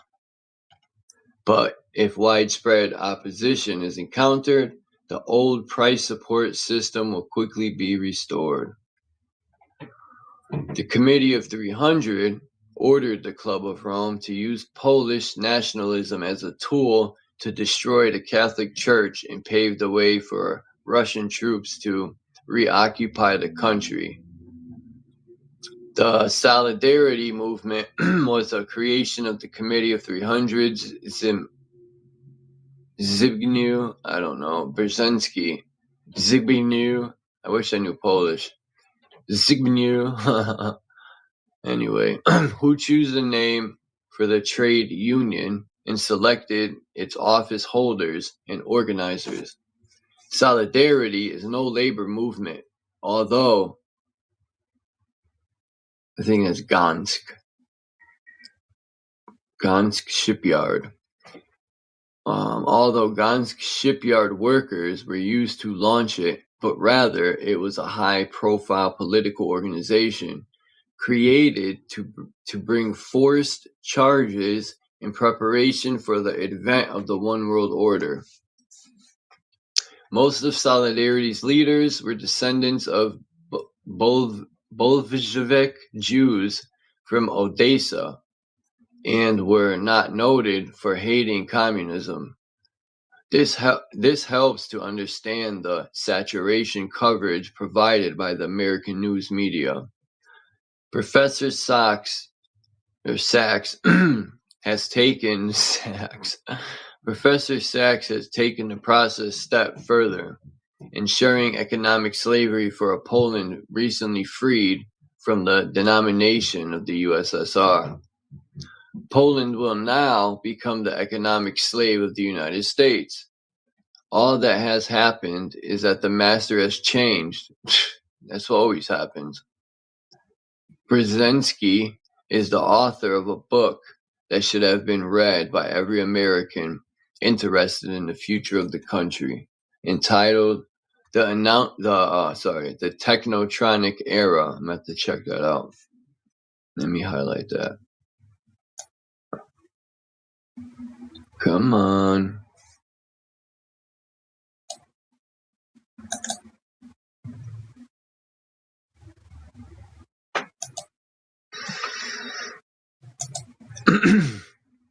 All right. It is entitled The Technotronic Era. It was commissioned by the Club of Rome. The book is an open announcement of the manner and methods to be used to control the United States in the future. It also gave notice of cloning and robotoids, i.e., people who acted like people and who seemed to be people but are not. Brzezinski, speaking for the Committee of 300, said the United States was moving into an era unlike any of its predecessors.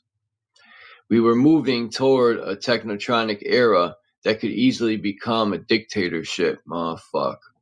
I reported fully on the technotronic era in 1981 and mentioned it in my newsletter a number of times.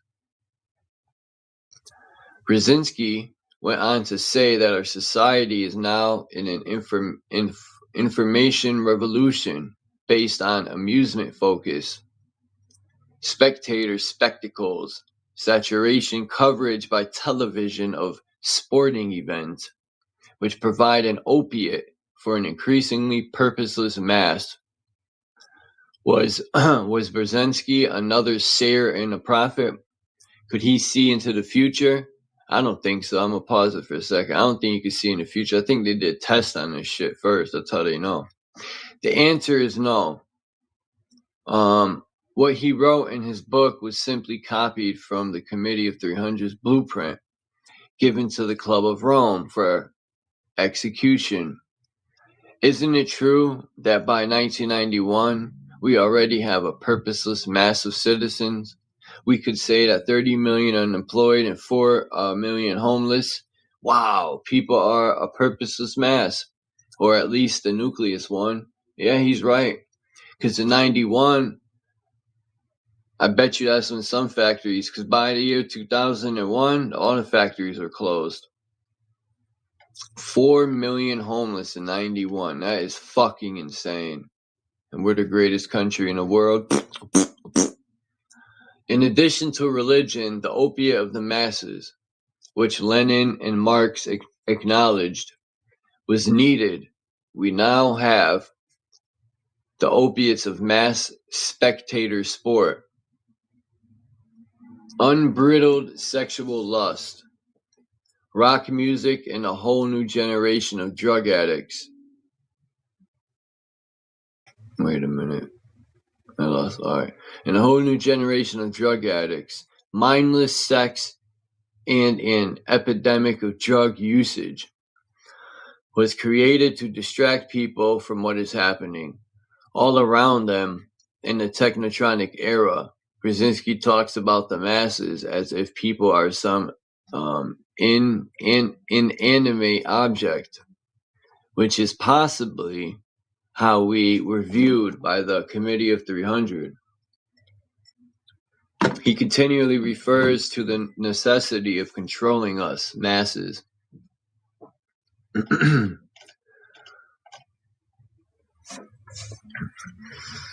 At one point, he lets the cat out of the bag. Quote, at the same time, the capacity to assert social and political control over the individual will vastly increase.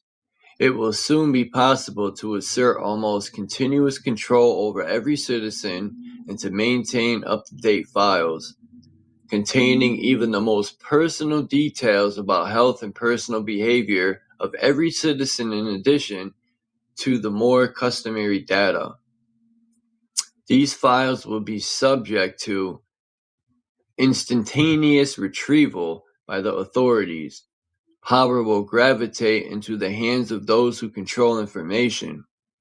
Our existing institutions will be supplanted by pre-crisis management institutions, to task of which will be to identify and advance like social crisis and to develop programs to cope with them.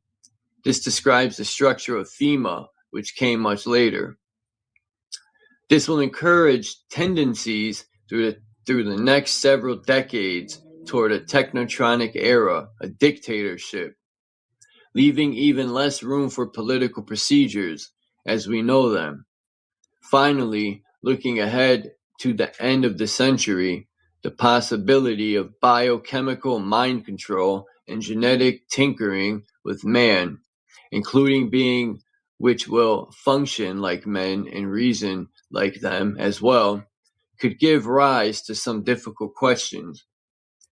Brzezinski was not writing as a private citizen, but as a Carter's national security advisor and leading member of the Club of Rome and a member of the Committee of 300, a member of the CFR, and as a member of the old Polish black nobility.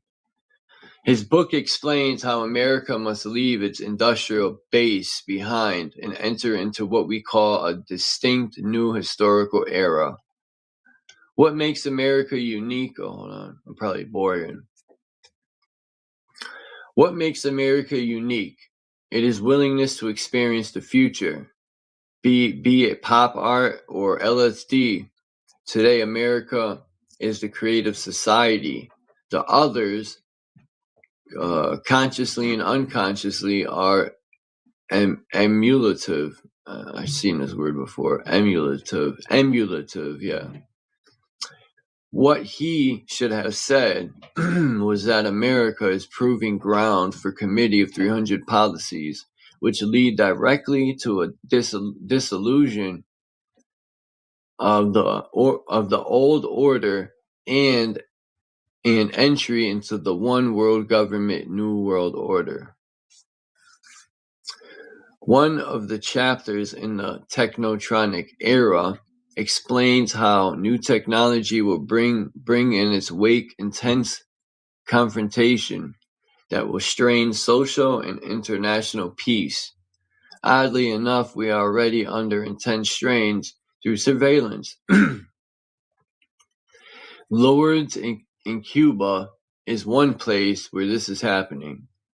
The other is NATO headquarters in Brussels, Belgium, where a giant computer designated 666 can store data of every type mentioned by Brzezinski's, plus possessing an expanded capacity to take in data for 7 billion or more people that presently exist.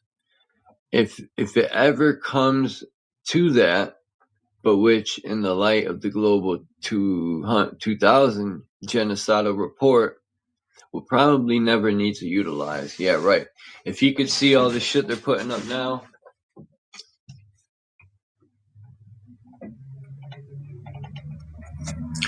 Retrieval of data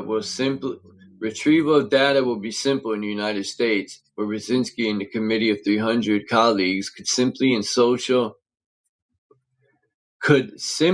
add Social Security and other driver's license numbers to provide the surveillance recording announced.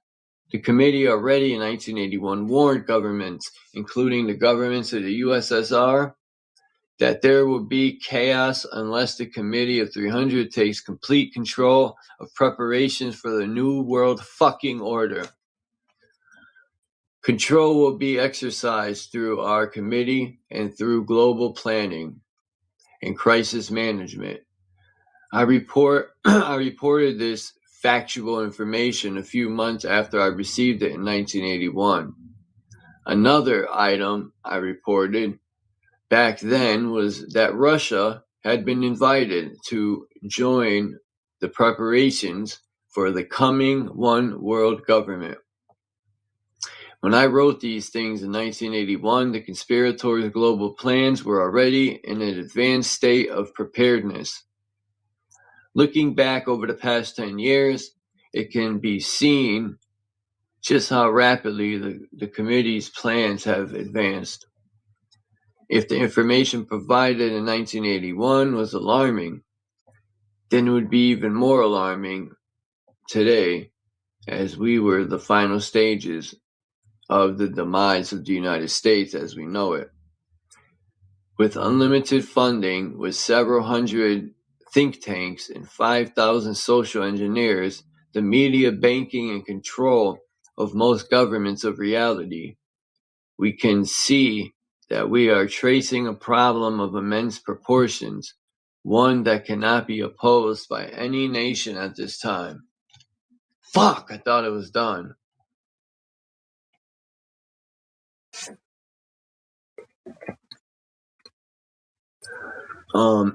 As I have so often stated, we have been misled into believing that the problem I am talking about has its origin in Moscow.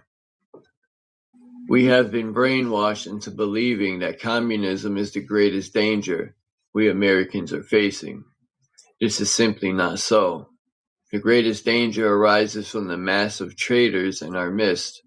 Our Constitution warns us to be watchful of the enemy within our gates. These enemies are the servants of the Committee of 300 who occupy high positions within our government structure.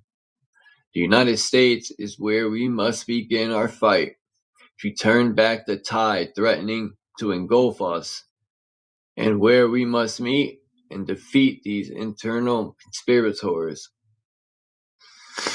The Club of Rome also had a direct hand in creating the 25-year-old war in El Salvador as an eternal part of the wider plan drawn up by Elliot Abrams of the U.S. State Department.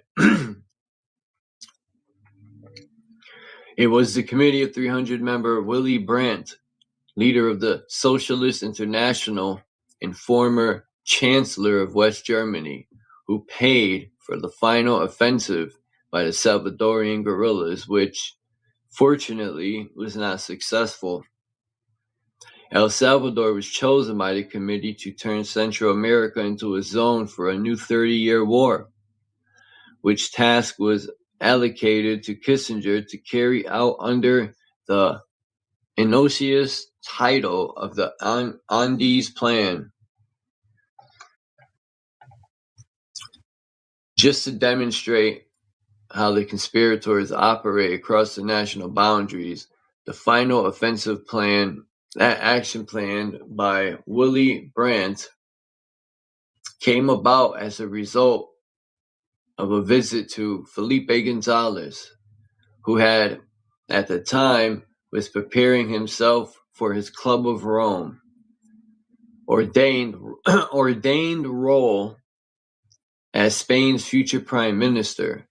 Apart from myself and one or two of my intelligence colleagues and former colleagues, no one appeared to have heard of Gonzalez before he surfaced in Cuba.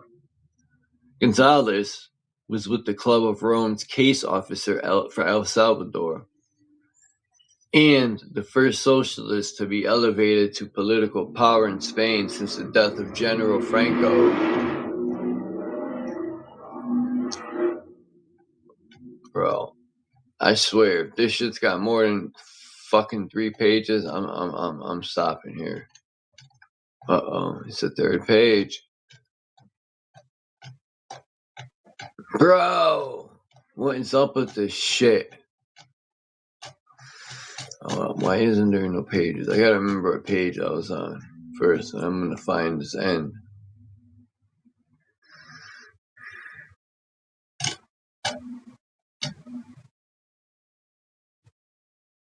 It's right here. Hold up. What's this? Hold on. Do. Bing, bing.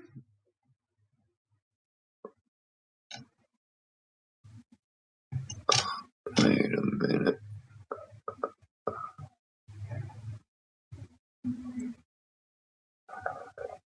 Huh.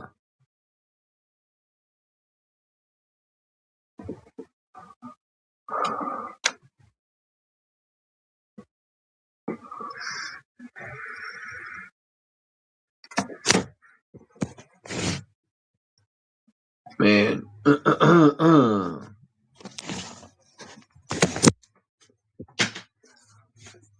Alright. Let me drop the link if anyone wants to come up. I'll finish it tomorrow or something. Man. Yeah, it's worth it. It's interesting, but man, my mouth's dry. I've been fucking reading for 2 hours. I gotta mark this page. It is interesting. Candy had posted something on this book. I didn't think it was gonna be this good, and yet I was hooked on it. A lot of information that I didn't even know. It's awesome. Let's see. So I'm on page 24.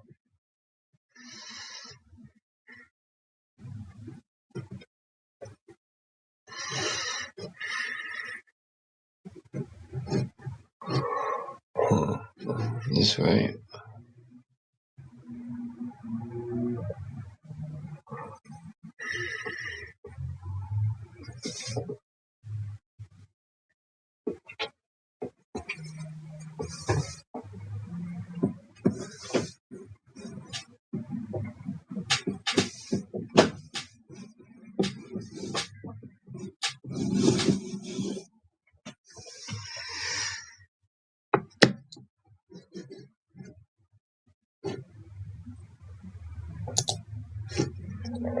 The Technotronic era.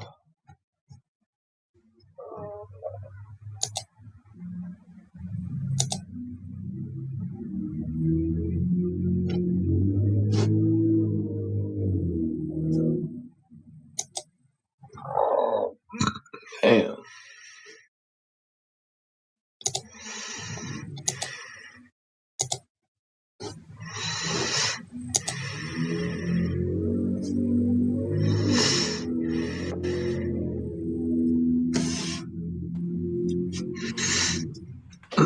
What's up, Max? Hey, what did how you you think of doing? that read? Oh, that was good. It was good information. He's laid it out pretty succinctly, and you can see how much of their plan they've actually, succeeded at so far, which is pretty far. Oh, that's only page 23 Yeah. out of 169.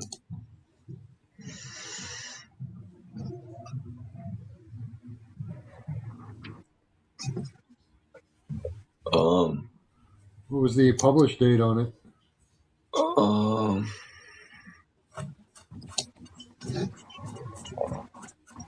don't know. I think it came out in 81. Oh, yeah. I don't think we had the WEF at that time.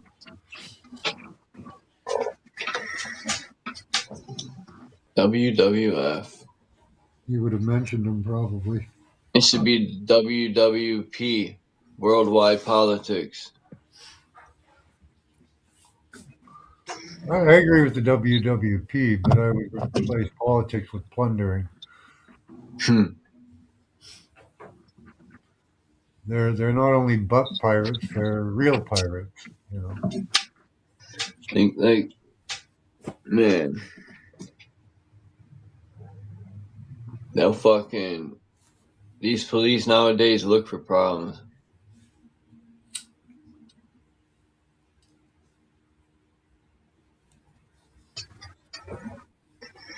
I think it was yesterday or the day before. This a young black man had this work stuff. Well, you need a relentless enforcement system, right? Huh? You need a good enforcement system for those that step out of line, right? Yeah. Especially when you start introducing like scarcity and shit like that, I wonder what's gonna happen when shit starts getting scarce here. Maybe that's why they're training so many police. That's what they're preparing for. Yeah, and in the armies, they're taking in the U.S. and Canada, they're taking people who have previous training in other armies are allowed to join our military. So that's ridiculous. There is a shortage from what I hear. Nobody wants to fight their wars or do anything. Yeah. But people will. They'll find immigrants or someone to take their spot. The U.S. does. Yeah. Man, what was I going to say about that? Oh, the way these food shortages because of Trump's hypocritical ass, he can't open the strait. How you going to complain that Iran got it closed and then you allegedly seize it and you won't open it? You're fucking around. Like, these guys are a Yeah, joke. because he thinks he's going to get lots of cash for that because everybody's going to have to come to America to get fuel. That ain't right. He's just as a piece of shit as Iran would be. I don't think Iran's a piece of shit because they started with Iran. But I personally think he started that shit with Iran because he's guilty as day for the files, just like a lot of other people that are in there. Yeah. Well, they all kind of believe in an Armageddon, right? So, you know, having an end time Armageddon, um, I think they're preparing for that because a lot of the Jews are leaving. They're going to South America. They're going to Mediterranean and other I places. think, there's going to be They're going something to here. Yugoslavia, or sorry, Ukraine. Yeah, a lot of them are going to Ukraine too. So I think what they're going to do is just empty out Israel, except for the Jews they don't want, and then blow the whole thing up and have their Armageddon. And they can usher in the That's new stupid. Messiah. No, that's what some of these nihilistic idiots believe. They can Zionists. force God's hand and make God show up when they want. And when God shows up, he like, let's say there was a God and it showed up. They act like God wouldn't know that they forced his hand. Fucking idiots. Yeah.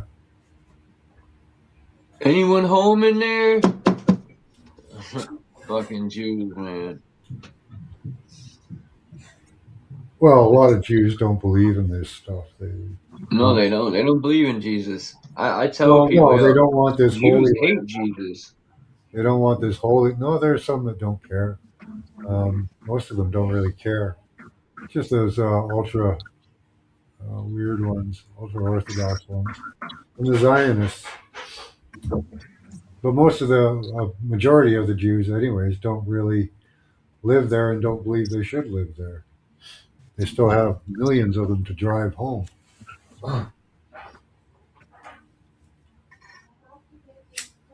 There's this Jewish rapper. I don't really want to say his name, but people put in his comments, Jesus loves you and stuff, and he'd be like, fuck Jesus. Like, Oh yeah. A lot of Jews, I think some of them worship Satan too. Well, the black cube, the whole black cube thing on the forehead there. Yeah. You know, they're a whole mixture of. Really, Judaism is kind of a mixture of Sumerian, Egyptian, and Isn't like Judaism like a Christian type? well, Wasn't it Charlie Kirk originated out of Judaism or Samaria, something? right? Originated out of Samaria, Mm. right? And then they went to Egypt. Yeah, a lot of influence from other cultures, really. What's up, Dom? I forgot to say what's up to Dom. And Alchemist. Yeah, because I thought, and what's up, Tommy? I thought Kirk was Piece to Minticazo. I hope I said that right. Piece to Mr. Infinity. Anyone else? But yeah. There's Joe. Peace to everyone in the chat. Yeah, tomorrow I'll probably do more reading. That's pretty. I would have kept going, but man, That's my long. mouth's getting dry. Yeah, I've done readings online. It's gotta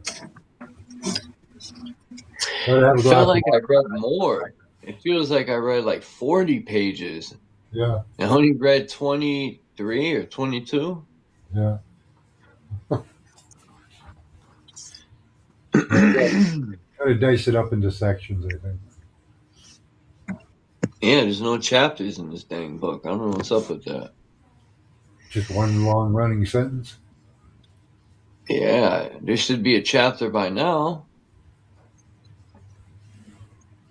I don't know. Maybe there is. Maybe it's like 30, 40 pages a chapter. Yeah.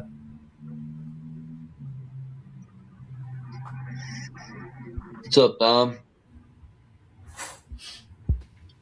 Hey, Chuck. Hey, Max. Hello. Hanging out with you guys in the evening. I thought for sure the story would have changed if it's in the evening. But hey, that's a good read, by the way, Charles. Thank you. Yeah, I didn't know what to do. I was bored. I was like, let me go live. I got nothing to do. And then I remember Candy shared something from the book, and I forgot. And I was like, oh, yeah, I want to check that book out. Because that's up my alley, that type of stuff. Well, he's on point. He, you know, as he said, he's just going from there what they wrote down, pretty much. Yeah, and I read the intro part. I usually don't do that with books, but I'm glad I did because it introduces who he is. Uh-huh. And he was working for some government agency, and he was disturbed at what he was seeing.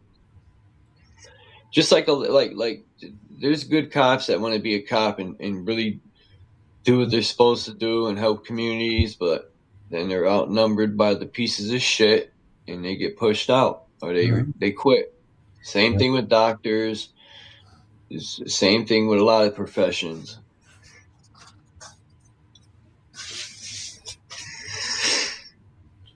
Like doctors.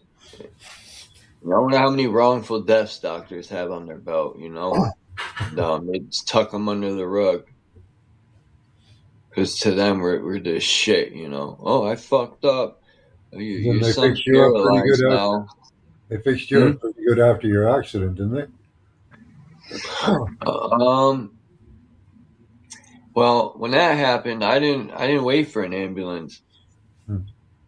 My friend pulled me out of the car, and I was like out of it, man. I was bleeding everywhere, and all I remember is he kept like holding me up, and I couldn't run because my legs from the accident. I think I hit the dashboard, and my legs.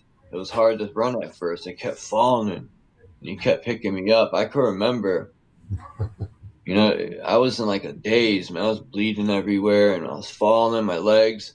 Yeah. And we got to the car, and the car wasn't legal. That's all I'm gonna say. Yeah. I was driving his car, and he went and did that stupid thing. And anyway, he reported it stolen and whatever. But I didn't go to the hospital till the next morning. Oh, jeez. I went home and laid down. And when I woke up, blood was still pouring out of my head. And everyone was like, yo, my eyes were black and blue. They were like, you got to go to the hospital. I was like, duh.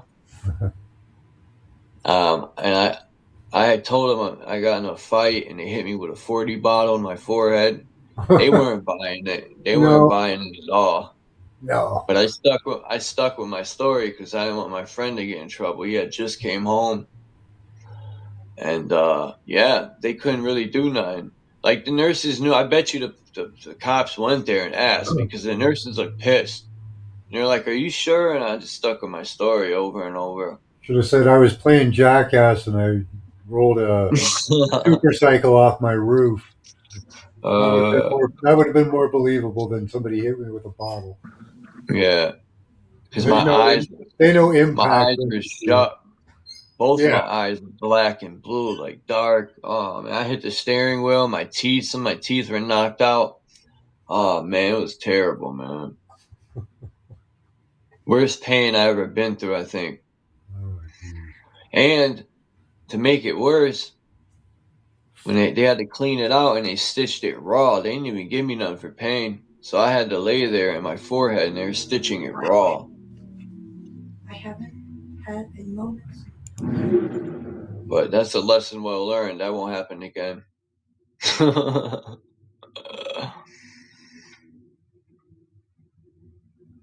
What's up, Dean, man?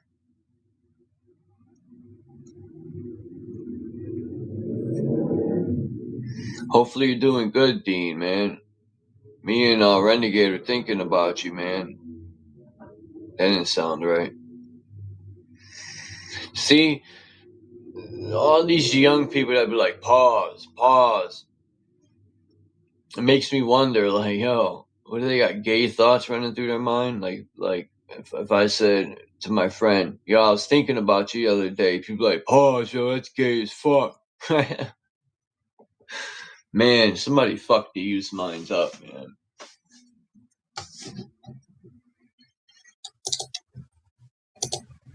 Technotronics. See, I can't download this book. I gotta finish this one. That's my problem.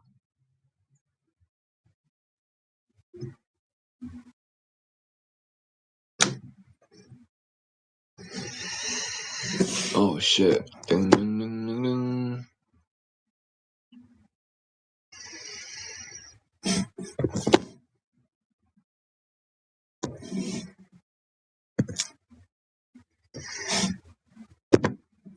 And the crazy part is, what the heck?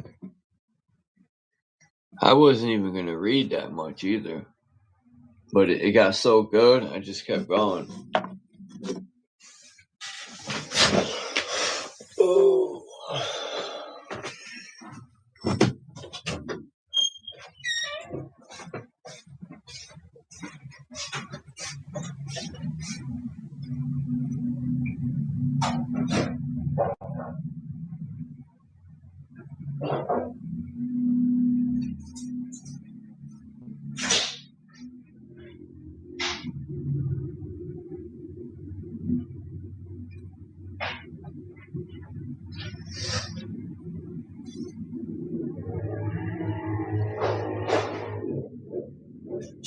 Yeah, the stupid thing.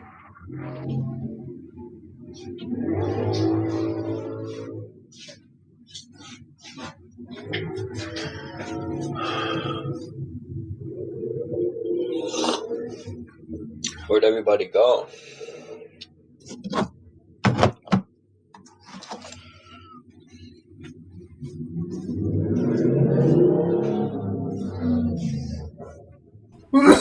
So you just.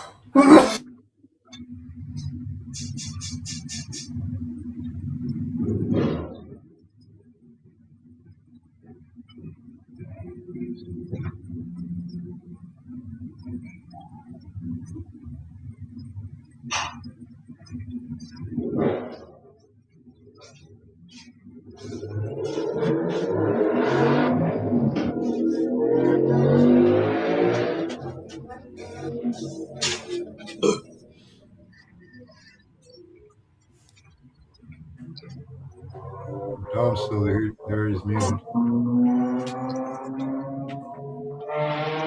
a lot of vehicles in the background. Shit. Go put in some speed bumps. Speedboats are awesome.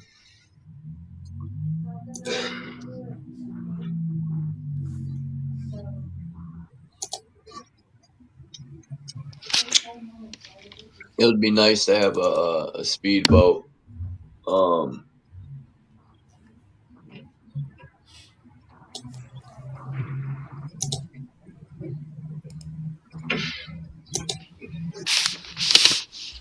getting a speedboat? No, it would be nice to have one. I suppose. I don't really like Yeah. speedboats. I'm addicted to my laptop being hooked up to my see, I don't like this. When I download pictures, it's like, oh, okay, I was about to say.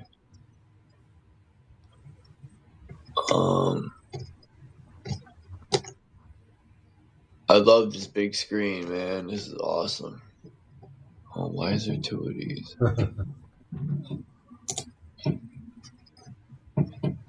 I hate when this shit doubles up.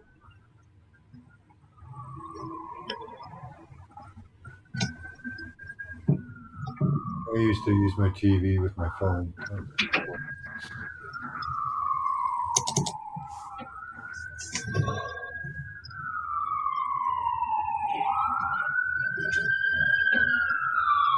The cult of the left hand. Okay. A noisy, unsafe neighborhood there.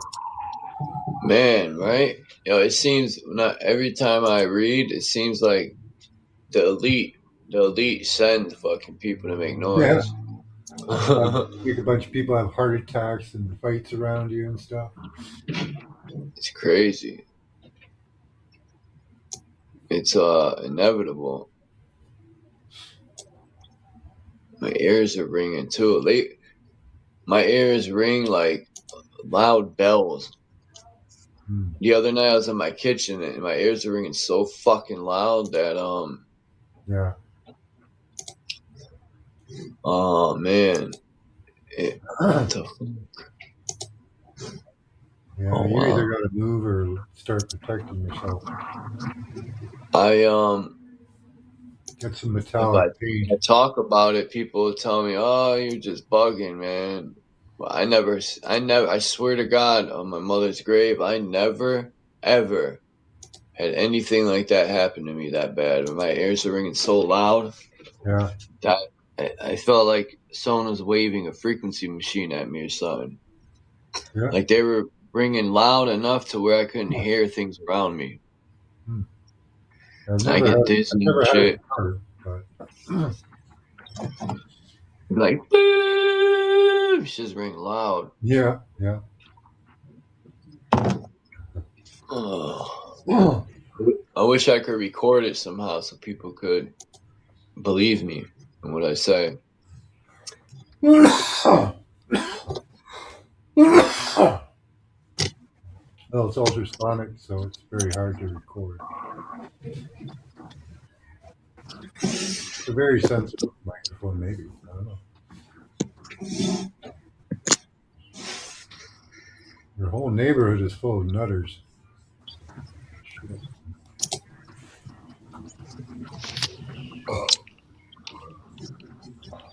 So in the story that you read, Charles, when Kissinger was alive, and the fact that he probably had a lot of people... He was alive then? I'm going to assume he was. He died in, I guess, 223, I think. 2023. I heard of him, too. I heard of Kissinger, but I don't know exactly who he is. Let me look him up. Kissinger. Oh, he's an old Jewish dude they haul out every time they're going to kill people. Oh, so he was like a hitman. Well, he's usually the one that pushed it. Yeah, I'm with you on that. Supposedly, he orchestrated most of both parties' scripts, their policies or whatever. So the question I'm asking is, if people worked for him or took his order, who did he work for? Who did he work for? Right. There you go. Yeah. Because I heard you guys, Charles, I heard you talking earlier about, whether it's Donald Trump or whatever. These are like actors. They got to follow somebody, the producer, the script writers, whoever. Is it really a world of stage? Yeah, for sure it is. Oh, these assassination attempts get funnier and funnier. Yeah, 3 bullets and it was suicide. How did my first question when I seen the video the night before yesterday? As soon as I seen the article or the video, whatever it was, my first thought was, I know for sure the president's the most secure man ever. how the fuck did a guy with a shotgun, a handgun, and a bunch of knives get in that building? Didn't make sense to me. That's bullshit. And, you know, you couldn't get in that meeting where all these billionaires were, people with crazy money. You couldn't get in that building with a fucking pencil, you know? And this guy got in with a shotty, a handgun, and a bunch of knives. Well, I heard he was actually staying at the hotel. A California teacher that gets like $10 an hour. Yeah, he's going to be there with billionaires. I don't know. Maybe, but I doubt it. You know, it's a possibility. They probably let it happen. I think it was all staged. That's just my opinion. Yeah, I consider just like Pearl Harbor. They knew the guy was coming, and they just let him come. Yeah, just like Kirk's. Plus, a shotgun and a handgun aren't really the ideal weapons to assassinate. Yeah, they're more close range warfare, a shotty and a handgun. Yeah. You got to get up close to use that for lethality. Just like Kirk. They probably sent that young man. They say he said he was going to put bullets with a note. They probably sent him over there knowing that he was going to get set up and caught. They did that purposely as a diversion. But I still think Kirk's whole incident was fake too. Because anyone that has knowledge of bullets and guns know that there would have been an entry wound and the exit wound would have blown the other side of his fucking neck to smithereens. And there would have been blood and pieces of flesh everywhere. But there wasn't. You have to play with them. So to put it out there just in case, you know, we use words or people use words like stage or fake. If it's scripted, people can still get killed, but it's still staged. Like in a sense, because a lot of people think when they when they hear the word stage, they think it's not real. No. If these are scripted, to make it its lasting effect, people are going to get killed. You know, and if they don't get killed, they can stage it in a different format where they can green screen it. But sometimes you need the real effect. You know, you maybe for every 30 script, 20 of them or 10 of them have to be somewhat what people would call real. But the thing is, there's a good chance a lot of people that are in it are either, you know, actors or the other ones that just didn't know. You just happen to be in the wrong place. Like, there could have been someone on the rooftop with blanks to make the sound effects, but all the pieces I put together through my research and investigation with Kirk, like the amount of blood that wasn't there, and then when they were carrying him, there would have been blood spilling everywhere. And I go by what I've seen in street warfare and in prison warfare with knives and the amount of blood that I lost when I was sliced up. So, and bullet wounds too. Some bullet wounds, yeah, you won't bleed a lot. You have internal bleeding, but a rifle bullet to the neck, no, that's not happening. You only have to have that broken clock twice to validate and let everybody else run with it. You know, whether or not it's truly experienced and somebody says, I was there, people got killed. I said, but it could still be scripted, meaning that you got to that point, you know, and this is where they, you know, whoever they are, they use terms like useless mouth breathers or for the military people, our dogs. That's crazy, man. Because they think, well, not they, a lot of people think or feel that a lot of things that are going on is either magical thinking, which it could be, or they figured, well, it's this happens. There's no way they could have it structure. And then the next question would be, well, with them, I can't see humans doing that. Well, then you have to understand your shadow self.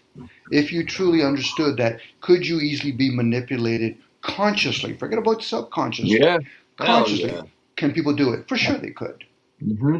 Not everybody has to do it. You only need to have about a handful of people doing it, and then the rest of them like, oh I can't believe I've been mentally manipulated by propaganda before. You know, that's how I know I can do it.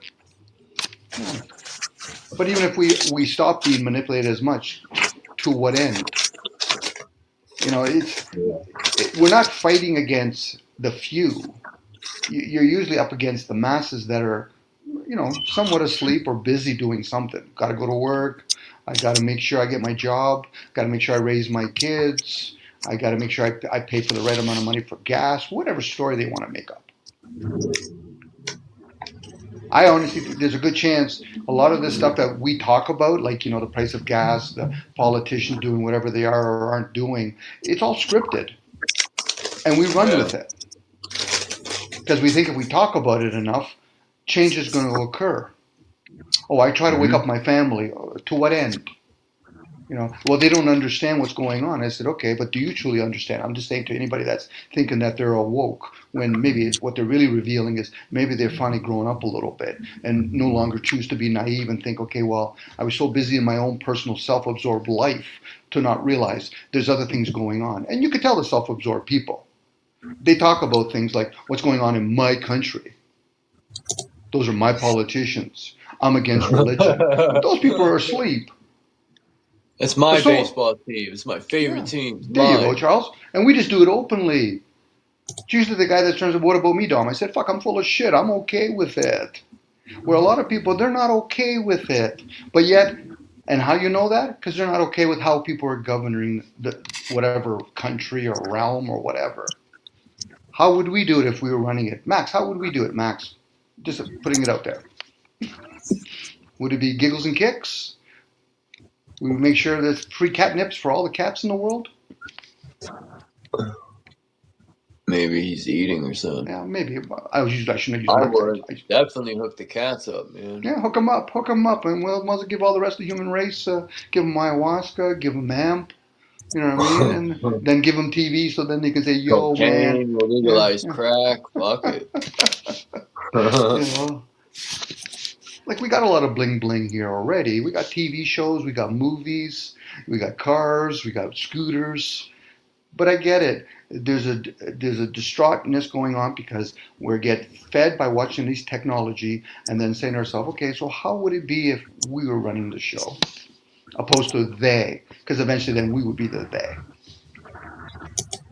That's the dangerous thing about technology, you know? It's just like books, but way more on the spot and quicker. Books take time to travel and for people to read them, but this is in the palm of the hand, man. It's instant information. That's very dangerous. It can be good. Don't get me wrong, but it can be informative. But yes, can it be used for harm or for usefulness? Probably. But again, misleading. It can. Yeah, I'm with you. It could mislead people. Okay, I read a book on Socrates or Jesus. At that point, once you start putting it in a hive mentality, a lot of that message will get lost. And then their feelings will get involved or the way they perceive that information. Well, Jesus says, love thy neighbor. Okay, if I'm never living outside of the vessel, who's my neighbor? And what happened if he's treating me bad? Am I still supposed to love him? Right. You know? Or harm your neighbor. Here, let's reverse it. Harm your neighbor. Okay, but he's not doing nothing to me. Oh, okay, so then I'll just ignore him. I said, exactly. And that's exactly what people would do. They'll say the word love thy neighbor, but what are they really doing? More times than not, I'm just ignoring my neighbor. He's not coming across on my property, so I need to not bother him. Wait a second, you just said it's your property. When did you start owning property? You know, these are the games that we play with ourselves, Charles.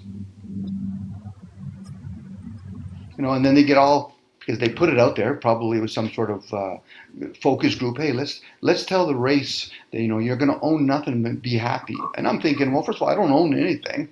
And on top of that, happy is a challenge for me, especially when you're trying to do it all the time.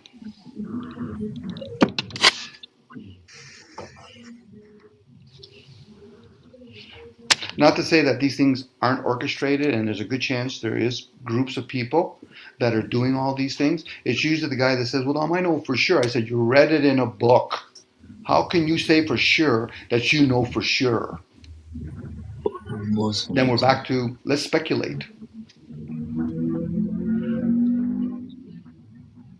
They're meeting in some sort of forest because Alex Jones said so, and he did a video, and they're praying to an owl. Oh, okay. But were you there? Well, no, not really. So how do you know for sure? Well, I saw it on TV. I saw it on a video. Oh, okay. You know that's the same video they showed that they went to the moon, right? Dean, I'm listening. I was just seeing too that Dean said he split 5 cords of wood. Sweet. Sweet. At Dean's age, no one young can complain, man. Dean's over there his age, still chopping 5 cords of wood. 5 cords of wood's a pretty good amount. Yeah, but I need to ask you. 5 cords. If I'm not mistaken, a cord is pretty big. Because I remember stacking, I think it was a couple cords of wood, and it was a whole side of a fucking garage. If I'm not mistaken, if I think I know what a cord is. Dean was just doing it so he can build up his 6-pack. Stop it. He's just, good for you, Dean. It's winter time over there. Oh, is it? That time of season? Yeah. There you go. We live in a realm that we can live in one part of it and it's snow, another part it's summer or whatever. So whoever the elites are, they're not changing that.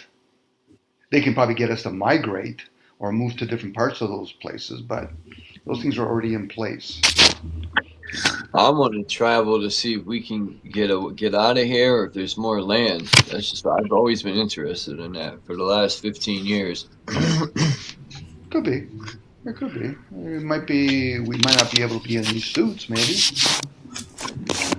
You know, if I go there and it's freezing cold and you can't advance, I'll just end up like the people on Mount Everest. Fuck. Mm-hmm.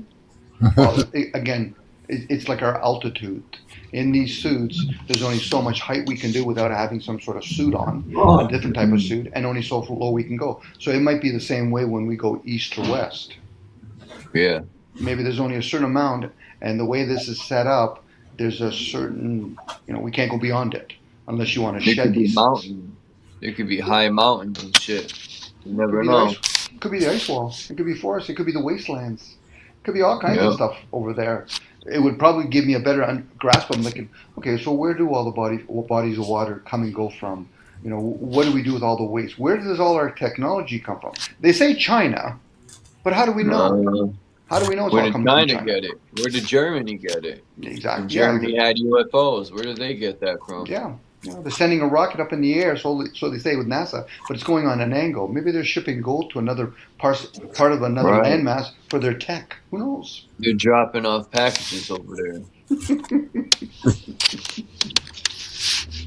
Never know. They're all possibilities, guys, at that point. It's usually the guy says, I know for sure, and then they're reading it from a book. I said, did you get it from the left-hand page or the right-hand page? I read it in the back of the book.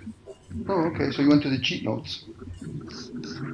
Oh, you're still drying it. Okay, I know what you're doing. Because my neighbor, he had in his basement, Dean, he had a little, one of them, like those heavy metal little stoves with the door you could, he had that with some, wood stove or wood burning stove, yeah. You could heat water on that bad boy. You could cook eggs. The thing was awesome.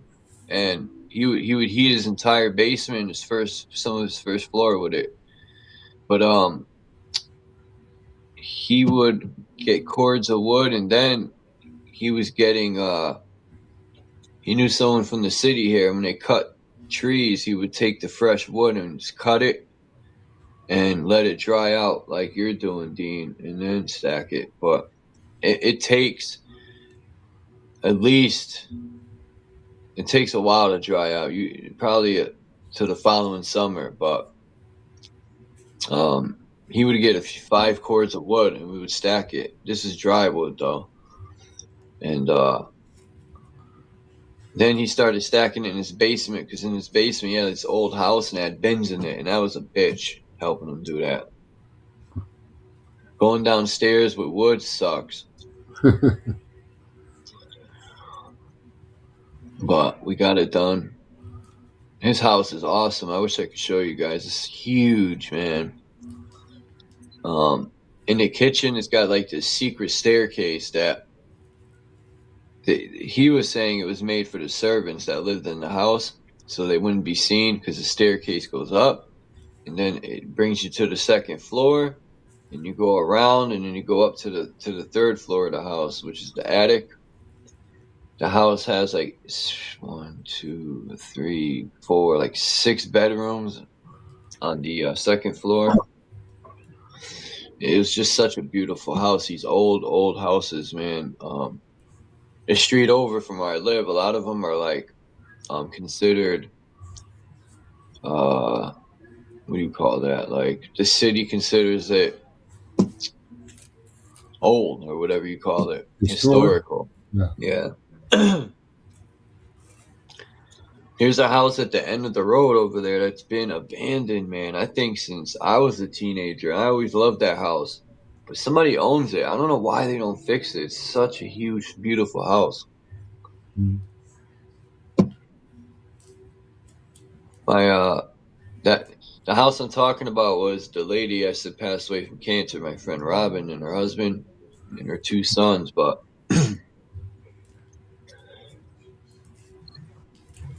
damn, when was I talking about chemo? Anyway, I don't want to talk about that, but yeah, chemo's terrible, man. I don't know why people Apparently Netanyahu had prostate cancer. You know, I would love to try, man. Somebody that has cancer and give them parasite cleanse. Because I think personally most cancers are caused by parasites, especially colon cancer, kidney cancer, and liver cancer are caused by parasites. A lot of people are saying that now. I gotta get me this. I'm gonna buy this. I'm gonna show you guys. I just want to know what you guys think. I'm just afraid I'm gonna waste my fucking money, man, and I don't want to do that. But I don't know, man. I don't know what to do. I want to do a parasite cleanse, a real one that'll kill them all if there's any in me. I've seen a commercial for this stuff. I screenshotted it.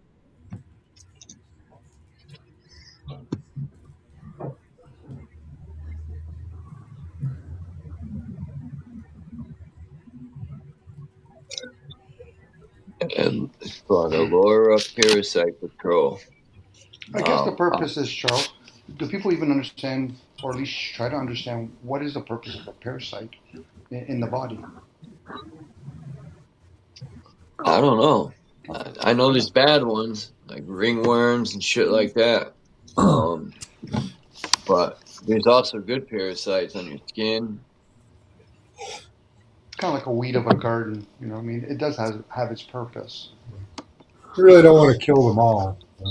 You can target with different products. You can target different ones.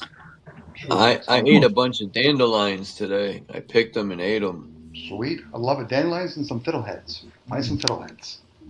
Oh, and I've been doing research. I found people call them weeds. But that's why I ate some dandelions. Huh? Never bought fiddleheads, but I picked them for many years. Same with me. Yeah, my wife used to. I'm gonna try some soul thistle. Soul thistle. I think that's the name of it. Soul thistle, but it's called Sonchus or Sonchus. Sonchus.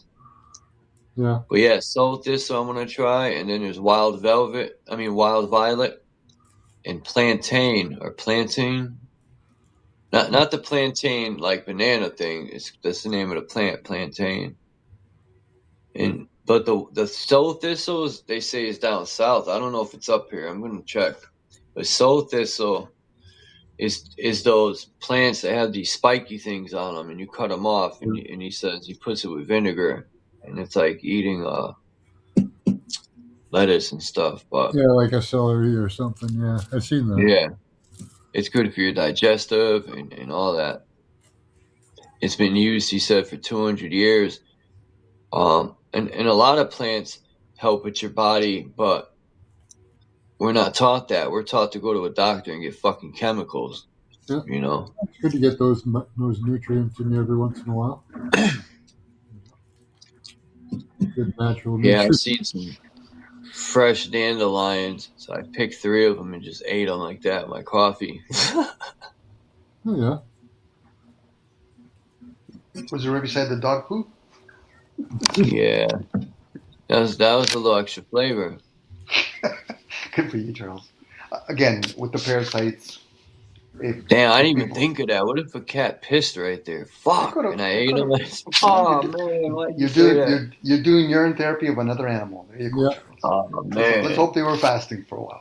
So even with parasites, once people start grasping the concept of energies such as the new moon and the full moon, because again, those are energies. How moons affect the waters, and we have waters in our bodies. So, if a person is really after parasite cleanse, it's like anything else. If you do it in an untimely fashion, where you're doing some sort of element or whatever, and you're not following the energies of the solar, it can give you a totally different reading or an effect. Especially parasites could be very stubborn ones. You want to make sure you get the babies after you get the main community. Yeah. But as Max was saying, you don't want to get rid of them all. You don't want to be like the elites and say let's do genocide on the human race. No, you just gotta do a little bit. Humans are on the Earth's surface. We don't want to remove all the parasites, just enough. Just the 3 main ones, the bad ones. Which ones are? You got to get the eggs. I forgot the names of them, but you got to get the eggs and. But yeah, I don't know. I'm thinking of buying that stuff. I just don't want to get fucking robbed for my money. I don't know. I'm thinking about it. Mm-hmm. I know I want to get kidney cleanse and liver. Especially kidney from all the heavy metals. Parsley is good for cleansing up liver and kidney. Ever had a tabbouleh salad? What does that consist of, Max? It's bulgur wheat, just a little bit of bulgur wheat, but mostly it's just chopped up parsley, vinegar, and oil. Nice. Yeah. Can dip my bread in it later. Yeah. It'd be good on bread. Yeah. Yeah, tabbouleh salad. Yeah, good cleanse. It's a Mediterranean meal, salad. Again, a lot of that's to aid the vessel that we're in. Yeah. Well, it's good too. It's tasty.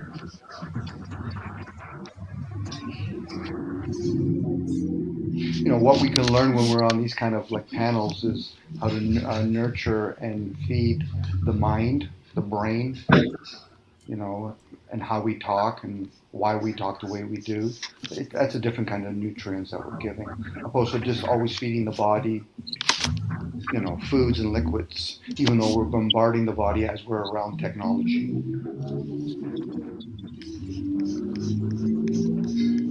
Noise pollution from the motorcycle.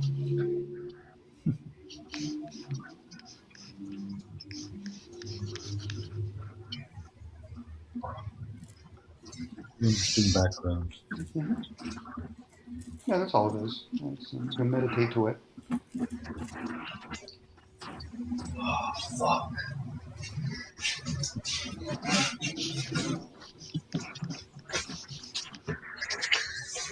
Yeah, cleansing the body's good. I don't know. You can do it with food, cleanses. No, it's like having a car. A car has its use. If you can take good care of it, it'll last longer. And if you're always on top of it, you'll know when it's out of sync or whatever. But for a lot of us, I'm going to lease it. I'll drive it for 4 or 5 years, and then I'll just replace it with a new one. If people could literally replace their bodies, it would be there'd be lineups. Oh yeah. Yeah, I abused this one. Yeah, I went to McDonald's. I did a lot of bungee jumping. Yeah, I didn't really need to have a bungee on me this time. I figured I'd just, go head first into the water.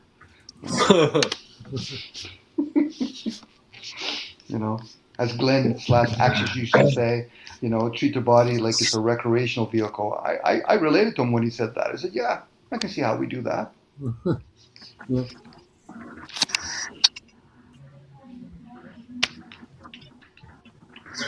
Yeah, that Palantir tech, man, and the flock cameras. I thought there'd be more than 90,000 for sure. Probably there will be. I just seen an article for Connecticut, and they're putting up on the highway. They're putting up machines that'll send you a ticket if you speed. Like, this is getting crazy, man. Like Palantir cameras and stuff. They study your movements. You know, what you wear daily, how you walk, all that stuff, man. And Yeah, up here we have Highway 407, and they'll bill you when you get on the highway. They take a picture of your license plate, and all your info, and they send you a bill. That's what they're gonna have here. Yeah. We got cameras everywhere, man. And I don't remember ever there being no article or them asking. They just did whatever the fuck they want. That's what I'm saying. You give the government an inch, they'll take 60 miles. And they know when you got on the highway and when you got off. Oh, of course. They know when you take a shit. You got to know how long to bill you for. If you got cameras, like I see videos on YouTube of people got cameras in their house and they put videos up. Like, man, why would you do that? I wouldn't have no camera in my house just for the fact that they're hackable. And if people don't think they're going to sell these cameras to where they can't get into them and watch you, like, it's to me, it's the same thing as a phone or a laptop or a television. You know, even refrigerators and stoves are getting digital to where you can, your fridge will tell you when you're out of something, you know, like what? Your TV remote, your television remote is hackable too. Damn. Yeah. That's crazy. People got to have a refrigerator to tell them when you're running out of something. Like, what is going on in this world? You're that lazy you can't open your own fridge to see? Have you guys ever... Look at the screen and see what's in the fridge. Yeah, I've seen them too, yep. Yeah. I bet you those are hooked up to computers too. Oh yeah, that'll be totally wired, internet available. Refrigerator, how much cheese do I have left? You have 2 slices. So that, you know, they want smart things so that they can turn them on and off when they want. Have you guys ever heard about a guy that actually deconstructed the charging cables and how that actually doubles up as a Wi-Fi receiver? No. That one, yeah. Again, what charging cables? When you use a normal charger cable, like a USB cable, and then you charge it into your iPhone, your Samsung, or whatever, it also doubles up as a Wi-Fi receiver. What? Again, this is tech that we've been given, but yet thinking just because the human race gets to reproduce it, reconstruct it, whatever, we don't know where it's going. Reverse engineer it. Sure. Yeah. I got all sorts of shit taken apart in my living room. I took apart a television. I took apart taking apart that fucking projector TV I had. Like, I had no one to help me take it down the stairs. I had to break it into pieces and take it apart. But that was fun. The one regret I have though is all them copper coils that were in it. My dumbass threw them out. I should have kept them. It was so heavy, them copper pieces. I'm a fucking idiot for that. But anyway, hopefully someone found them and made use of it. We've been given technology like AC and DC. Eventually, we just become asleep to it. Like, okay, so how does it really work? And what does it do to us when you line your whole house with electrical wires? And then you put different kind of voltage. You know, let's go 220, let's go 240. Let's go 20 amps, let's go 30 amp, and then you can start playing with the DC currency. Let's stick the fork in the socket. Yeah, there you go. Says the electrician. Yeah, exactly. You know what I mean? Like, are we really grounding things? You know, they'll say it's a ground wire, but is it really grounding? And to what? And for who? Right. You know, back in the days when we used to probably goof around and people used to do it, you put your hands near a radio frequency, the reception got a little better. Then what's really going on? Wow, yeah, I do remember that. And with the TV, if you grab the antenna, I always know that. You know what's crazy, man? That's so true, man. When I was a kid, I had to hold the TV antenna and. The 2 years, Max? Yeah. Hold the 2 years. Okay, stay there, Max. Stay there. Okay, we're finally watching Young and the Restless. Okay, a little bit to the left. Usually football, but you know, and then you explain to other people, like, what is this Wi-Fi thing? You know what I mean? So why didn't we use cables? Now we're doing everything Wi-Fi. You know, they've talked about having wireless electricity. Yeah. You know, so, that's not possible. Well, then explain why we have wireless devices then. Anything's possible in this, in whatever we want to call this, a simulator, we can call it real, whatever. I'm going to jump off here in like 20 minutes. Do what you have to do, Charles. I didn't realize it was 8 o'clock already. Got to watch the Red Sox beat those Jays. Finally. Finally. I was cheering for you. I can't believe they fired Alex Cora. I was shocked when I seen that. Got to throw somebody under the bus. You pay a lot of money to the players. You got to throw somebody under the bus. Yeah, the players. Last night, what's his name almost threw a no-hitter. And I read an article where the players were like, they're glad he didn't. And I'm like, what? And they're like, because it would have took away from the questioning of why Alex Cora and them got fired. Some players are not happy with that. And Veritek too. They're probably not happy with it, but it's a business, and sometimes what do you do? Get rid of the manager? Do you get rid of the players? You know, right. Yeah, they got to do something. Well, it's the players' fault. Look at it's like the Sox can't hit the fucking ball, man. Like Jared Duran I think his batting average is like 105. Like these dudes are doing terrible, man. Charles, he probably got fired because he wasn't getting the W's. Regardless of hitting the ball. Why? Because you can still have a whole pitching staff that throw a lot of no-hitters, and you get a couple of errors, you get a couple of runs. So, and especially this year, there's probably a lot of pressure on the Red Sox to keep up with the Yankees. The Blue Jays, whether or not they do well like they did last year, but even that, last year they got lucky near the end of the season. I can't say lucky. They got hot at the end of the season. The closer for the Sox, I always forget his name, man. Let's call him Closer. We'll call him Closer.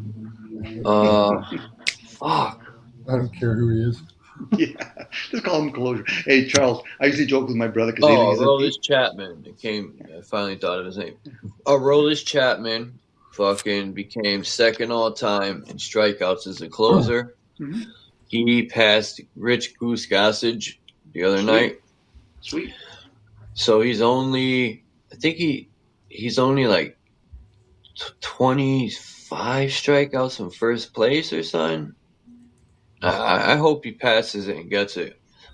There's a lot of active closers that, like Kelly Jansen, he was with the Sox, I think, and Craig Kimbrough was another closer for the Sox. That's wild. There's 3 closers that are still active. And Craig Kimbrough, he's on the Mets, I think, now. Yeah, I know, Max, you're not interested in baseball. So if you don't mind, we'll just yip for a bit.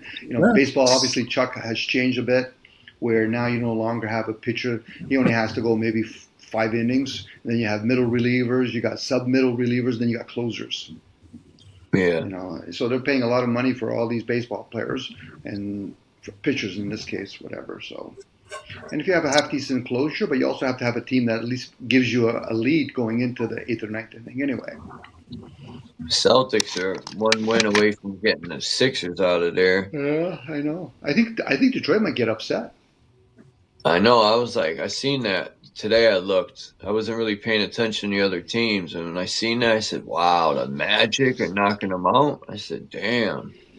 Detroit was the best team in the fucking East. Well, they were wavering back and forth. They had injuries. I think it's going to be Boston, probably the Knicks. I don't know if Cleveland can get past Toronto, they could be troublesome. Yeah, I didn't know Cleveland had what's his name. Harden? Yeah. Yeah, they got him now. He's a floating journeyman. Because when I seen he was on there, I said, "Oh, no wonder they're doing good." The Lakers are shocking me. Now, what I think could happen is because it's LeBron's last year, they might rig it to give him a fucking ring. But depends how much betting is on it. That could happen. True. Because he would be like one of the first to have a son, father, because I don't remember any basketball player, but there was a son, father, fucking champion, team. But his That'll be first in history. His son doesn't play. His son doesn't play much. If anything else, the other superstars on Los Angeles have vocalized how they feel about that.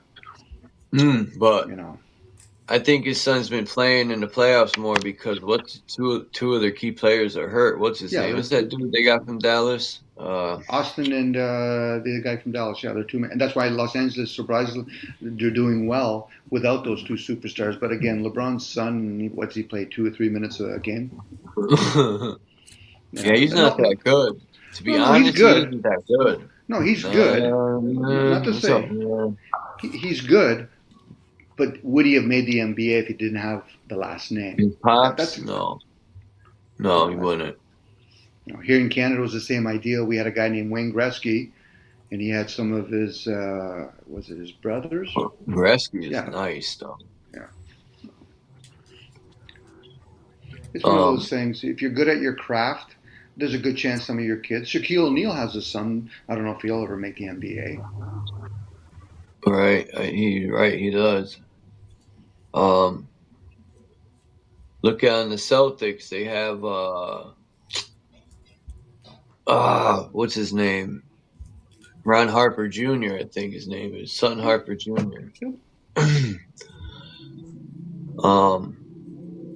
Kerry comes from a line of his father was a good basketball player, and even his brothers have decent and good basketball player. What's up with the hockey, man? I know the Bruins suck. The Buffalo Sabres are fucking them up, but I know there's like 4 Canadian teams in the playoffs. 4? If I'm not mistaken. Yeah. I think there's 4. I think there's Edmonton. I think there's Ottawa got eliminated, and I think it's just Montreal now. I think that's it for Canadian teams. The rest are American teams. Yeah, Buffalo's a good team this year, Charles. I know. The Bruins, who I like the Bruins. I've always been a Bobby Orr, Phil Esposito Bruin fan. They're still rebuilding. I was a Whalers fan until they moved. And then I became a Bruins fan. You remember them, the Hartford Whalers. That was way back when, WHL. Yeah, it was dope that at least Hartford had one professional team. Connecticut never had a professional team except for the Hartford Whalers. No, they had minor league baseball, but that's about it. They had the New Britain Red Sox, which is pretty cool because there was a lot of good players I got to see, like Ellis Burks in New Britain. I had his autograph, Ellis Burks, but I had it on the Britain Red Sox program book. I don't know what happened to that, man. I lost that. But Massachusetts had their fill with the New England Patriots winning all those, suspicious World Super Bowls. Yeah. Somebody has to. I've always been a New England fan, but when I was younger too, I also liked like Emmitt Smith and Barry Sanders.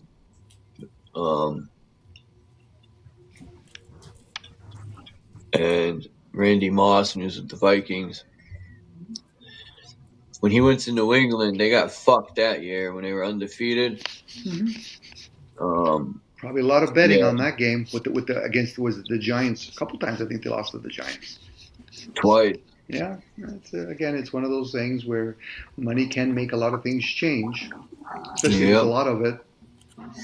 Yeah. And again, I'm being suspicious, speculating. I can't prove it. No, you're spot on. I think. No, it's like the stock market. You can change things. As people are either complaining or talking about the price of gas going up, and as there's a war going on, yeah, well, the people that are paying that extra gas money is financing those wars. Yeah. It'd be different. Go ahead, Charles.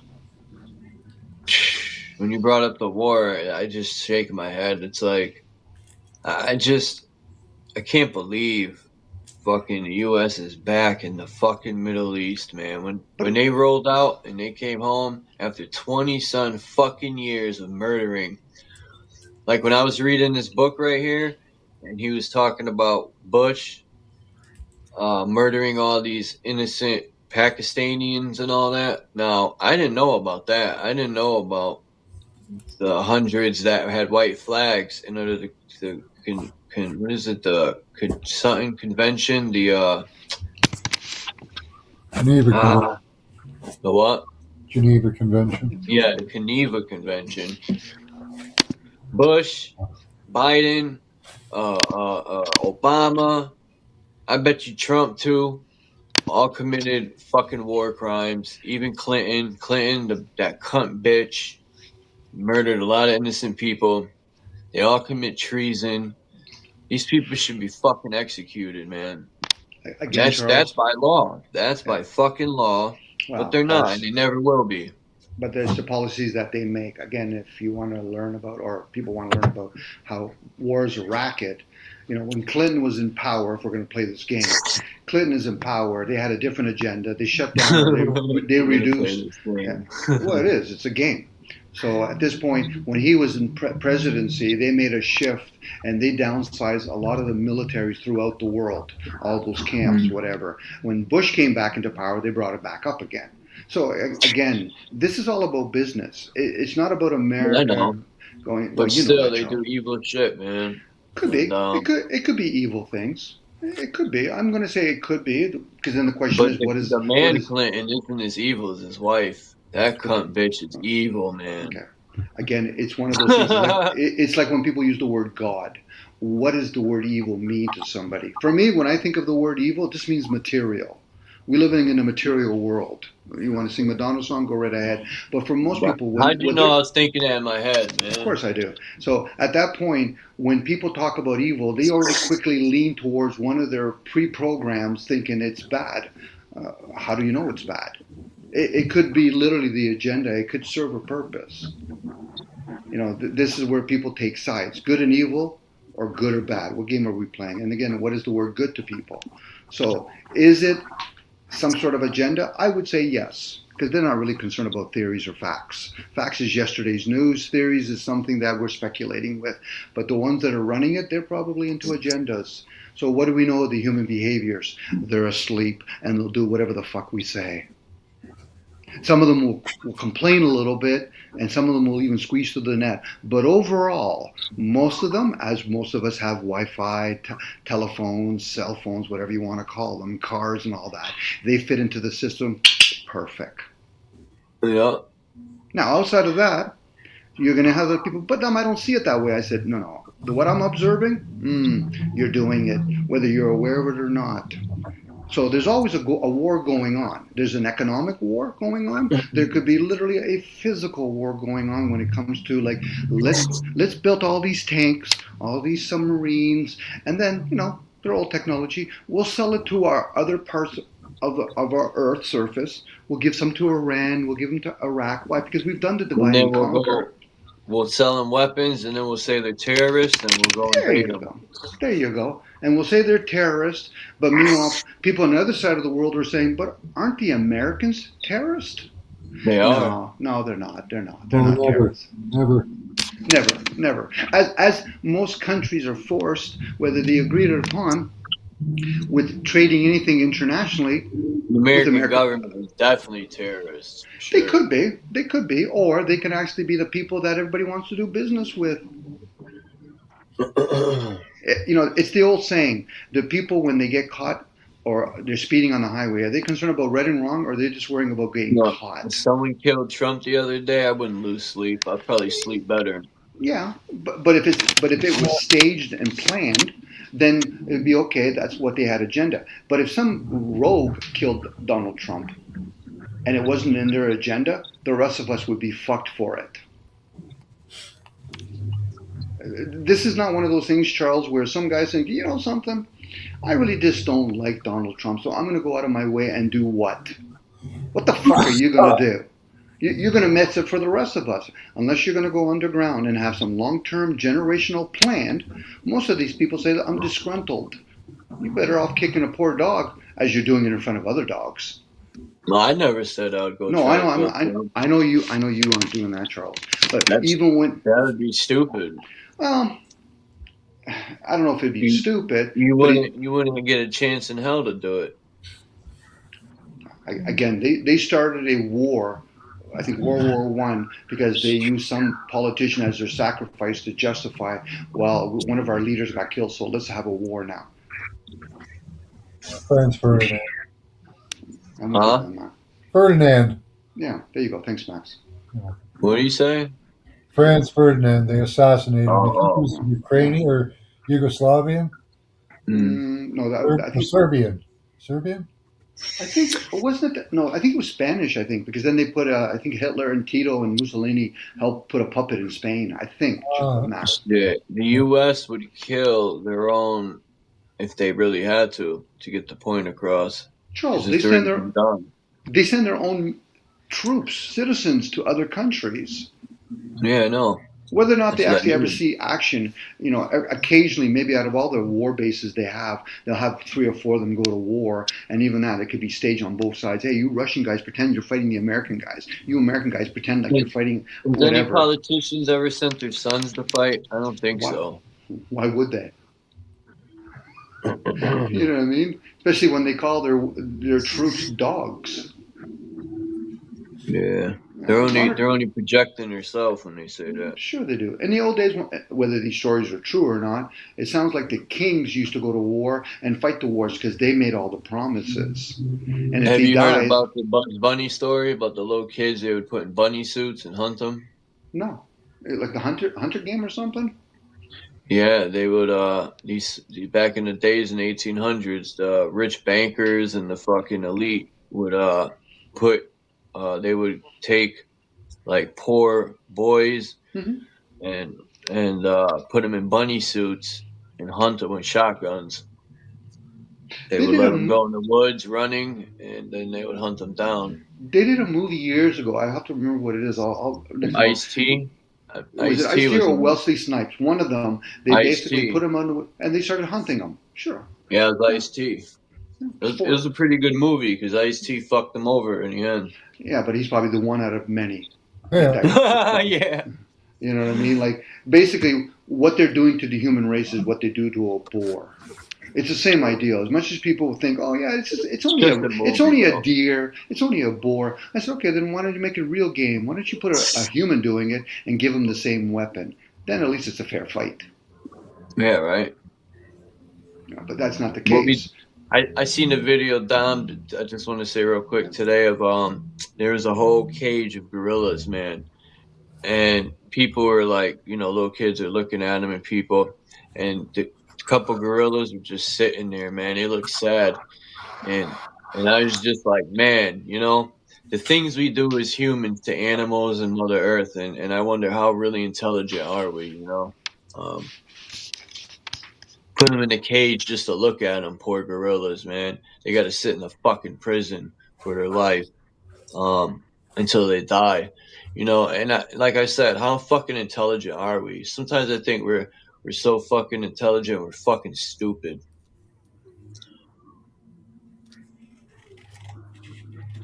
You know, we're not that intelligent. We're fucking retarded because we'll destroy Mother Earth and then we'll have nothing. That's how dumb we are. Not we, but people who fucking pollute the earth to no end.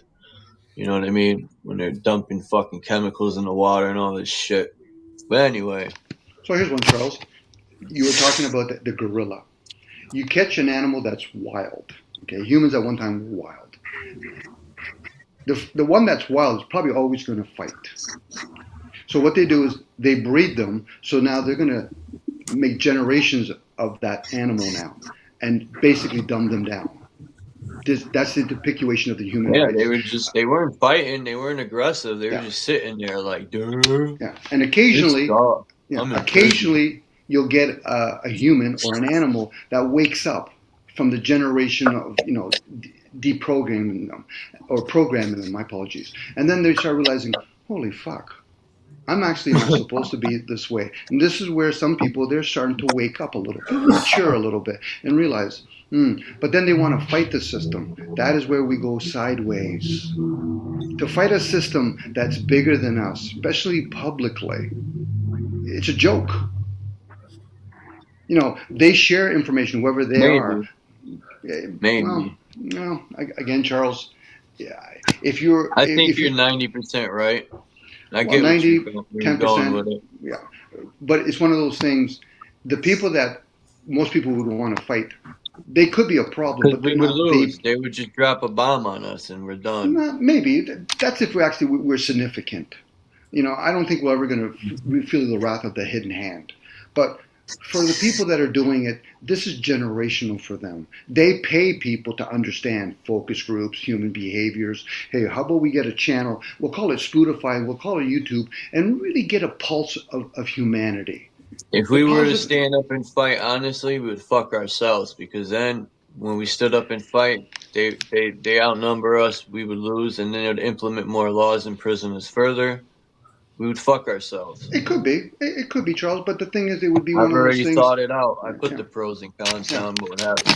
But then they would probably be questioning. We put all these programs. Why aren't they fighting with each other? And when people start becoming indifferent, which they mostly become, then they start doing things. Let's bring them Black Lives Matter.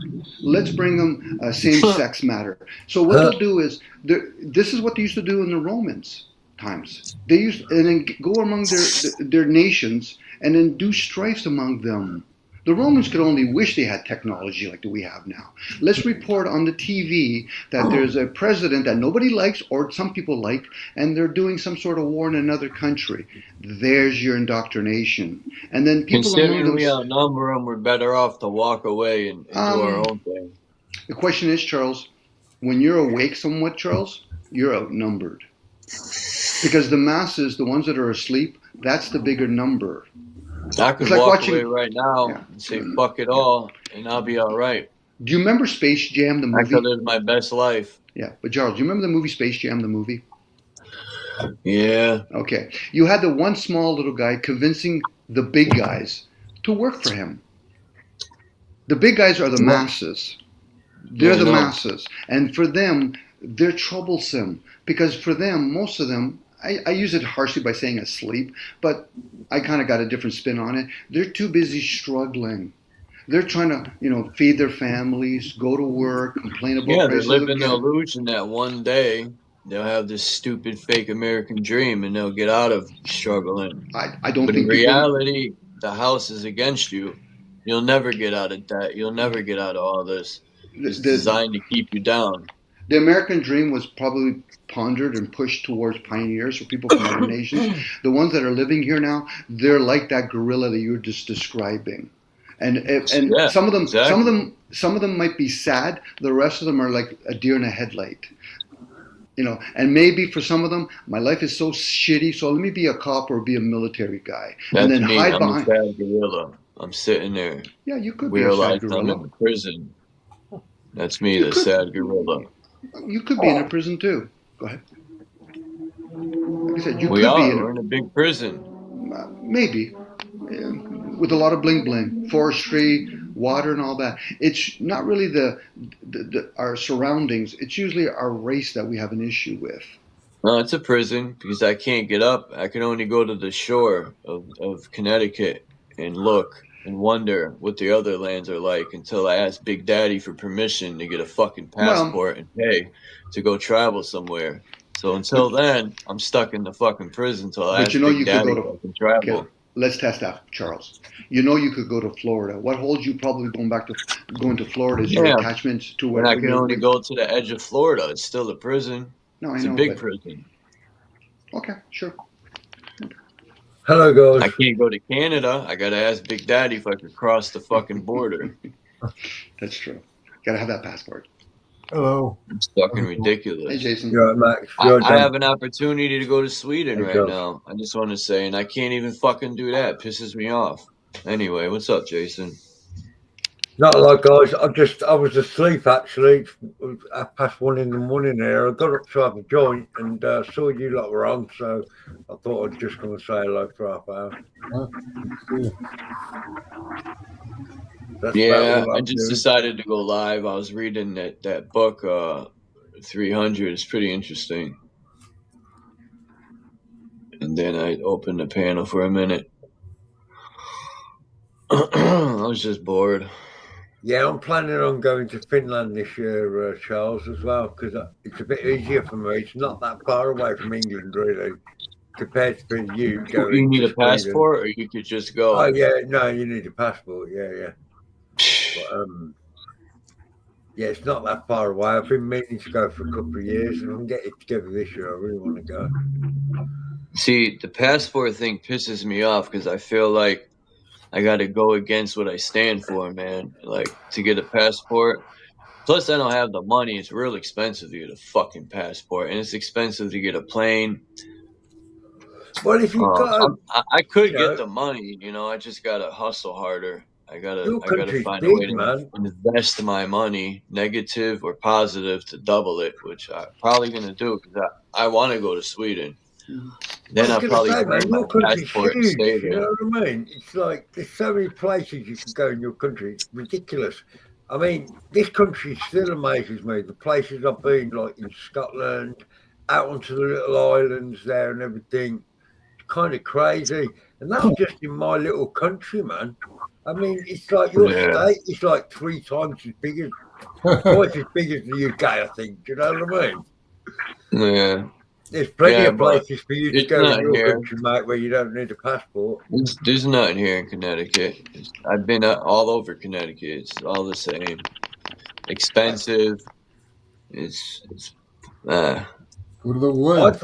I thought of that about this country until I had a 2-week road trip there, and we went up to Scotland, and then we island hopped on the ferries and the buses onto the little islands, right on the coast. Scotland's beautiful, man. Yeah, man. It was crazy, mate. It was like being in a different world compared to where I live here in Birmingham. Yeah. Because all the people, because they're remote communities and everything, man, they are so polite and just so warming, man. You can hitch lifts anywhere you go, like literally, because they all know each other. It's really a it's so beautiful out there, man. There's no litter on the ground. There's no fucking drug addicts hunched over. There's no homeless shit on the sidewalk. Yeah, well, there's that everywhere in this city, but yeah, not where I was talking about in Scotland, where we went in Scotland. I mean, Scotland's got its problems, don't get me wrong, but we went onto the islands where they're like remote communities, and it was beautiful up there, man. So if those places are beautiful, then is it really a prison then, if I can play on the prison ideal? But it's like, I did hear what you lot were saying before that, and it's not just a physical prison like Charles is going on about. You've also got that matrix idea of the prison as well, haven't you? The prison for the mind. I guess what happened, I'm with you on that with the mind. When people are limited in their choices, they can say that. So as I hear you guys talking earlier, I'm hearing about one stumbling block could be a lack of a passport. Another one could be food. Another one could be money. Another one could be an airplane. All of those things are provided to people. And if a person has enough money and they play the game the way they play, I'm going to be obedient, I'm going to have a passport, then you can actually participate in the system. It can still be a prison, but there is rules and regulation in it. It can also be a beautiful wonderland if you want to look at it that way too. But for a lot of folks, what ends up happening is they limit themselves. Now, they might turn around and say, but I don't believe in a passport. Okay, but how are you going to get on an airplane? What happened if the people that invent airplanes, we don't believe people that don't have passports should be able to use our privileges? Are you going to swim across the ocean? I don't even know if I could get a passport. You could get a boat. Being a convicted felon, I don't know if that's possible. I hear you, Jason. Yeah, but you're laughing at me. I'm going to try. Honestly. No, because you said boat. Are you building the boat, or are you using somebody else's boat? Do you know what? How did I know you were going to say that? Because you know that. Because one feeds the other. because I've never been on an aeroplane, but all the travel I've done in Europe, I've always gone to I'm Europe gonna get on a yellow boat. submarine. Yeah, you go yellow submarine, a yellow one. You get from the Beatles. Yeah. But again, it's one of those things. Whoever's running the show, it could be a whole bunch of orchestrated parts. We forget how much we use their technology. I get it. People say everything goes up in price. Well, once we get away from small communities, the death of the community is the death of us. So what ends up happening now, you have all these big corporations coming in. And when they come in and say, listen, you've chosen to be our servants, our slaves. You don't agree with it? That's it, man. You hit the nail on the head completely about the corporates. And most people have just bought into that thing, haven't they? Yeah. And how many people that might not agree with it and say, listen, do you have a 401k? Do you have a pension? Yeah. How about we start finding out how much of your 401k is actually invested into these big corporations? Then are they going to curl their little tails? Sure they are. But Dom, that's different. No, you're full of shit. You just don't know how the webs really work. Yeah, man. People, it all filters up to BlackRock, doesn't it, at the top with all those companies. What happened if they found out BlackRock is just another middle management? I know, but they are at the top, though, as far as you can see. Maybe. But, or is that what they tell us? At the top. And let's just slightly change the subject about BlackRock being at the top of that pyramid. And BlackRock shows, the thing in the middle, the Hyperborea and all that. Mm-hmm. It's like, are they trying to tell us something here? I think they might be. Wait a minute. Have you ever seen, guys, on Star Trek when they show the Borg and they show the cube that they're in? As you're talking about BlackRock, you think about Mecca, you think about what the Jews put on their heads and all that. It's all about a cube. How do we not know that's not a distraction? Yeah, that's what I'm saying, mate. It's a game of 4D chess. It could be anything. You don't know. It could be anything. And that's why it's better if people really want to get your own house in order. Know thyself. Have good, strong boundaries. Because at that point, you still might get affected by the environment.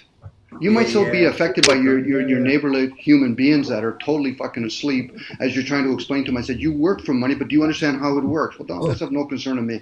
Okay, good enough. So you're going to jump off the bridge without a parachute, but yet you say, but no, I still want to do whatever I want. I said, but you said you're going to go parachuting. Where's the parachute? I don't even know where I left off on this thing. Motherfucker. I lost my spot here for tomorrow. I don't even remember where I left off. You could tell me. But I do love your passion, Charles. Huh? I do love your passion.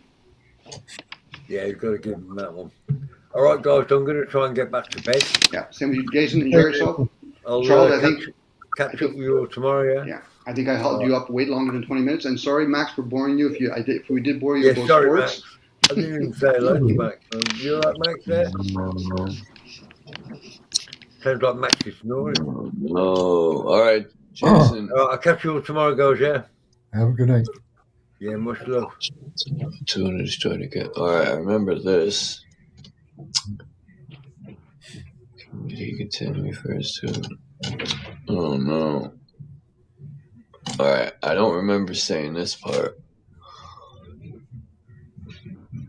At the same time, time is it? I'll have to just rewind the fucking thing and find out where I left off. Yeah, I could have sworn I was at page 22, but I don't remember talking about at this point letting the cat out the bag. I didn't read that part. At the same time, parenting children. Yeah, I don't remember reading this part. Maybe. Yeah, I think that's where I left off. Refers to the necessity of controlling the masses. Yeah, because I was on page 22, but I don't remember reading nothing about South America. I didn't get to that part yet, but I do remember the indication of really the opiate of the masses when Lenin, and Marx acknowledged we now have opiates of mass spectator sort. I don't even remember reading that part. What the fuck? Maybe I jumped ahead. Hold on, what was this part? I have to rewind it and check. Yeah. Because I know. Hold on, I do remember reading this. Urban black markets. Hold on, let me rewind this a little more here. Yeah, I remember reading 17, 18, 19, 20. Yeah, 21. I remember passing all that. Phil's going to send you a picture of a woodchuck.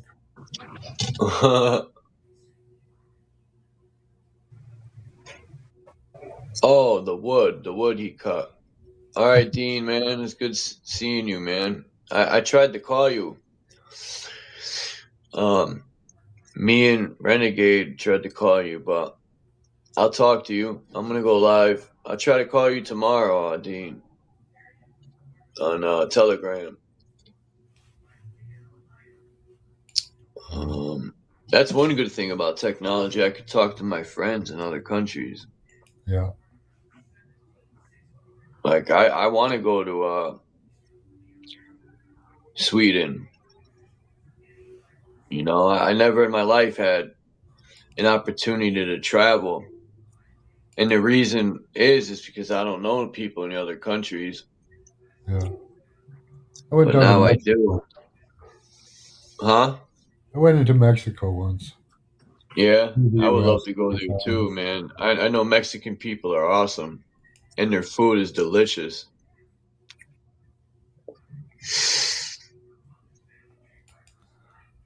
All right, I'm going to get going. Yeah, I'm going to jump off too, man. This is a good live stream. I'll be live in the morning. All right. Pick up where I left off. All right. I'll talk to you later. All right, Max. Have a good night. Yep. I don't remember where I left off, man. I thought it was page 22, man. Maybe I did read this. I just don't remember. No, I know I didn't read this. I know I didn't talk about no Bolshevik Jews.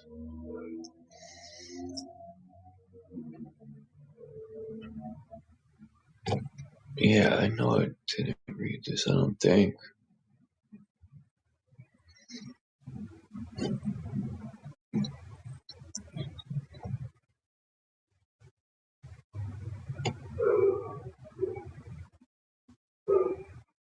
Maybe I did. Yeah, I think I ended right here. Anyway, I'll figure it out in a minute. Everyone have a good night, man. I'll be live in the morning so I could finish this. Well, I ain't gonna finish the book. There's 170 pages, but anyway, I'll see you guys in the morning, man. I'm out.